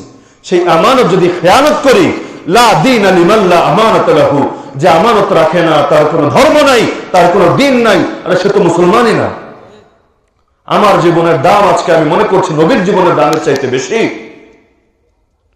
আমার মতবাদকে আমি মনে করছি ইসলামের চাইতেও বেশি দামি। একমাত্র একমাত্র একমাত্র এই কারণে আজকে ইসলাম এবং মুসলমানদের এই অবস্থা। মুসলমানরা সংখ্যায় কম না, আপনাদের কি মনে হয় সংখ্যায় কম? আরে বলেন না, সংখ্যায় কম মনে হয়? কিন্তু কোরআন যে বলেছে কুল্লু হিজবিন বিমা লাদাইহিম ফারিহুন, প্রত্যেক দল নিজের অবস্থা নিয়ে সন্তুষ্ট। সবাই আমি তো ভালো আছি এটা নিয়ে সন্তুষ্ট, অন্যকে নিয়ে কেউ ভাবে না, এজন্য সবাই শেষ হয়ে যাচ্ছে। রাসূল সেই 1450 বছর আগেই বলে গিয়েছিলেন এই কথা। ইউশিকুল উমামু আন তাদা আলাইকুম, সুনানে আবি দাউদের হাদিস, মুসনাদে আহমদ গ্রন্থ বর্ণিত হয়েছে। সেদিন খুব দূরে না, যেদিন দুনিয়ার সকল জাতি গোষ্ঠী সবাই একযোগে তোমাদের উপর একদল আরেকদলকে ডাকাডাকি করে সবাই একত্রিত হয়ে তোমাদের উপর হামলে পড়বে, যেভাবে কামা তাদা আল আকালাতু ইলা কাসআতিহা, ক্ষুধার্ত ব্যক্তিরা খাবার পেলে ঝাঁপিয়ে পড়ে, সবাই মিলে ঝাঁপিয়ে পড়বে। পড়ে না আজকাল এই যে ন্যাটো, প্রায় 50-এর চাইতে বেশি দেশ নিয়ে এক একটা দল গঠন হয়, উদ্দেশ্যকে মুসলমান মারতে হবে, দুনিয়াতে মুসলমান থাকতে দেওয়া যাবে না, জঙ্গিবাদের নামে মারে। আরে ছোট ছোট মাসুম শিশু দুধ খায়, তাদেরকেও বোম্বিং করে শেষ করে দেওয়া হচ্ছে। এই দুধের বাচ্চাটা কোন দলের জঙ্গি আমাকে বলো? এই যে নারীরা যারা কোনোদিন তাদের চেহারা কোনো পরপুরুষকে দেখায়নি, ঘর থেকেও প্রয়োজন ছাড়া বের হয় না, তাদেরকে গণধর্ষণ করে নির্মম ভাবে হত্যা করছো, কোন দলের জঙ্গি দমন করছো আমাকে বলো? এই যে মুসলমানদের দেশ এবং শহর একের পর এক মাটির সঙ্গে মিশিয়ে দিচ্ছ, মিসমার করে দিচ্ছ, গোটা দুনিয়াটা মুসলমানের রক্তে লাল হয়ে গেছে, তারা কোন দলের জঙ্গি ছিল আমাকে বলো? তো রাসূল বলছেন সবাই ঝাঁপিয়ে পড়বে। এক সাহাবী বললেন ফাকালা কাইলুন ওয়া মিন কিল্লাতিন নাহনু ইয়াওমাইদিন, হে আল্লাহর রাসূল কেন? সেদিন কি আমরা সংখ্যায় অনেক কম হব? সংখ্যায় কম এজন্য সবাই মারবে আর কিছু করার থাকবে না। বাস্তবতা কি এটা? আমার নবী বলছেন, এটা আমার কথা না, কোন আলেমের, কোন পীরের, কোন মুফতির কথা না, খোদ নবীর কথা, যে নবীও বানিয়ে বলেন আল্লাহর পক্ষ থেকে বলেন। রাসূল বলছেন লা বাল আনতুম ইয়াওমাইদিন কাসীর, সেই দিন সংখ্যায় অনেক বেশি হবে, অনেক বেশি। এখনই 200 কোটির চাইতে বেশি মুসলমানের সংখ্যা, সংখ্যায় অনেক বেশি হবে। কিন্তু ওয়ালাকিন্নাকুম গুসাউন কা গুসাইস সাইল, বন্যার পানিতে যেই রকম খড়কুটো ভেসে যায়, এই যেখানে খড় বিছিয়ে রেখেছেন, যদি বন্যার পানি আসে একটাও থাকবে? বন্যার পানিতে যেই রকম খড়কুটো ভেসে যায়, তোমরাও হবে ভেসে যাওয়া খড়কুটোর মতো। ওয়ালা ইয়ানজিআন্নাল্লাহু মিন সুদুরি আদুইকুমুল মাহাবাতা মিনকুম, আল্লাহ তোমাদের দুশমনদের অন্তর থেকে তোমাদের ভয় দূর করে দেবেন। এক জামানা ছিল আল্লাহু আকবারের ধ্বনি শুনলে বাতিলের মসনদে কম্পন ধরে যেত। আজকাল বাতিলের প্রাসাদের পাশের মসজিদেও দিনে 5 বার আল্লাহু আকবারের ধ্বনি উচ্চারিত হয়, ভিতরে কোনো কম্পন ধরে না, কারণ আল্লাহু আকবার তো আছে কিন্তু বিলালের সেই রুহানিয়ত নেই। ভেতরে পাওয়ার নেই, মরে গেছে। মানুষ মরলে অঙ্গ প্রত্যঙ্গ ঠিকই থাকে, ভেতরের রূপ থাকে না। ইসলাম আছে, লা ইয়াবকা মিনাল ইসলাম ইল্লা ইসমু, ইসলাম আছে শুধু নামটা আছে। ওয়ালা ইয়াবকা মিনাল কুরআন ইল্লা রাসমু, কোরআন আছে শুধু লেখাগুলো আছে। মাসাজিদুহুম আমিরা, মসজিদগুলো অনেক সুন্দর, টাইলস করা, এসি লাগানো, সুন্দর কারুকার্য করা। ওহিয়া খারাবুম মিনাল হুদা, কিন্তু ভেতরে হেদায়েত নাই। তো এই যে এক পরিণতি, রাসূল বলছেন তোমাদের দুশমনদের ভেতর থেকে ভয় দূর করে দেবে। শুধু ভয় দূর করবে তা না, ওয়ালা ইয়াকযিফান্না ফী কুলুবিকুমুল ওয়াহান, তোমাদের ভেতরে, তোমাদের সবার ভেতরে, তোমাদের আলেমদের ভেতরে, তোমাদের পীর মাশায়েখের ভেতরে, তোমাদের সাধারণ লোকদের ভেতরে, তোমাদের দায়ীদের ভেতরে, তোমাদের মুবাল্লিগদের ভেতরে, তোমাদের মুজাহিদদের ভেতরে, সবার ভেতরে ব্যাপকভাবে ঢেলে দেওয়া হবে আল ওয়াহান। আরবি শব্দ হলো ওয়াহান। সাহাবীরা বুঝলেন না, হে রাসূল, ওয়ামাল ওয়াহান ইয়া রাসূলুল্লাহ, ওয়াহান আবার কি জিনিস আল্লাহ ওয়াহান ঢেলে দেবেন? রাসূল বলেন ওয়াহান হলো দুই জিনিসের নাম। কয় জিনিস? তার মানে এই দুই জিনিস যখন আসবে মুসলমানরা হবে খড়কুটোর মতো, তাও সাধারণ খড়কুটো না, বন্যার পানিতে ভেসে যাওয়া খড়কুটো। রাসূলের হাদিসের উপর ঈমান আছে তো? সত্য মনে হয় না মিথ্যা? একটু মিলিয়ে দেখেন এই দুই জিনিস আমাদের মধ্যে আছে কিনা। এক নম্বরে হুব্বুদ দুনিয়া, দুনিয়ার ভালোবাসা নাই? আরে নাই? সাধারণ থেকে অসাধারণ সবার ভিতরে আছে। ওয়া কারাহিয়াতুল মাউতি ফি সাবিলিল্লাহ, আল্লাহর পথে শহীদের মৃত্যুকে অপছন্দ করা, দুটোই আছে। শহীদ মৃত্যুর দোয়া জীবনে কয়জন করেছেন? জিজ্ঞেস করলে অনেকে বলবে কিরে জঙ্গিবাদী প্রশ্ন করে কেন? নাউযুবিল্লাহি মিন যালিক। আজকাল হিন্দু খ্রিস্টানের নামে শুরুতেও শহীদ লাগানো হয়, আর মুসলমানের ভেতরে কোনো শাহাদাতের তামান্না কাজ করে না। অথচ ইসলামের জন্য মরলে শহীদ, অন্য কোনো কারণে যদি কেউ মরে তাকে শহীদ বলার সুযোগ আছে? তো লা ইলাহা ইল্লাল্লাহটা যদি শুধু বুঝতাম, আজকে দুনিয়াতে সব ঠিক আছে, সব, একটা জায়গায় অভাব, সেটা হলো ঈমানের। এই ঈমানটা ভেতরে না থাকায়, কালেমাটাই না বোঝায়, দুনিয়াতে ইসলামের ভার্সনের অভাব নেই। ইসলামের যে কত ভার্সন আল্লাহ ভালো জানে। মাঝে মাঝে এই যে আপনাদের মতো সাধারণ মানুষরা এসেও আমাদেরকে জিজ্ঞেস করে, হুজুর এক এক হুজুর দেখি এক এক রকম ইসলামের কথা বলে, কোনটা মানবো? বলে না এরকম প্রশ্ন শোনেননি আপনারা? ইসলামের ভার্সনের অভাব নেই, অথচ ইসলাম তো একটা, কোরআন তো একটা, আল্লাহ তো একজন, রাসূল তো একজন, সবই তো এক। তাহলে ইসলামের তো ভার্সন কেন বের হলো? আরে ভার্সন এজন্য বের হয়েছে যে কোরআন থেকে সরে গিয়ে আমাদের নফসের পূজা যখন শুরু করেছি, নফস যেহেতু প্রত্যেকের ভেতর এক একটা, এজন্য ইসলামও হয়ে গেছে অনেক রকম। সবাই মিলে যদি কোরআনের দিকে ফিরে আসতাম, এত ইসলাম থাকতো না। আরে দুনিয়াতে 200 কোটি মুসলমান থাকতেও ইসলাম এভাবে পরাজিত, এভাবে লাঞ্ছিত থাকতো না। আল্লাহ তো নবীকে পাঠিয়েছিলেন ইসলামকে বিজয়ী করার জন্য। নবীর প্রকৃত কাজ ছিল ইসলামকে বিজয়ী করা। বর্তমানে ইসলাম তো বিজয়ী নাই, তবে নবীর প্রকৃত কাজ তো দুনিয়াতে নাই। নবীওয়ালা কাজ অনেক আছে, কিন্তু প্রকৃত কাজ যেটা কোরআন বলছে, মিলিয়ে দেখেন সূরা সফের আয়াত, সূরা তাওবার আয়াত। প্রথমটা এসেছে 11 নম্বর পারা, 10 নম্বর পারার 11 নম্বর পৃষ্ঠা, আর দ্বিতীয়টা এসেছে 28 নম্বর পারার 11 নম্বর পৃষ্ঠার মাঝামাঝি, সূরা সফের আয়াত, সম্ভবত 9 নম্বর বা 11 নম্বর আয়াত। মিলিয়ে দেখেন সূরা সফের মাঝামাঝিতে অবস্থিত। আল্লাহ নিজেই বলছেন নবীকে পাঠানোর উদ্দেশ্য এটা। সবাই মিলে থাকবো, সবাই মিলে চলবো, ইসলামের ব্যাপারে আপোষ করব, বাতিলের ব্যাপারে আপোষ, হকের ব্যাপারে আপোষ। অথচ বুখারীর হাদিস বলছে ও মুহাম্মাদুন ফারাকুম বাইনান নাস, আরে মুহাম্মদ সবাইকে নিয়ে চলার জন্য আসেনি, মুহাম্মদ এসেছে মানুষকে পার্থক্য করে দেওয়ার জন্য। যারা কোরআনকে মানবে তারা এক দল, যারা কোরআনকে মানবে না তারা আরেক দল। যারা কোরআনকে মানে আর যারা মানে না কোনোদিন এক হতে পারে না। কোরআন জায়গায় জায়গায় বলেছে লা তাস্তাউই যুলুমাত ওয়ান নূর, আলো এবং অন্ধকার সমান হয় না, অন্ধ এবং যেই ব্যক্তি চোখে দেখে সমান হয় না। সুতরাং যেই ব্যক্তি কোরআন মানে আর যে মানে না সেও কোনোদিন সমান হবে না।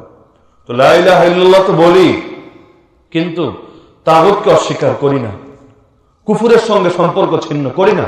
হয়তো কুফরি ধর্মের সঙ্গে করি, কিন্তু কুফরি মতবাদের সঙ্গে করি না, কুফরি তন্ত্রমন্ত্রের সঙ্গে করি না, কুফরি বিধানের সঙ্গে করি না, কুফরি আইনের সঙ্গে করি না।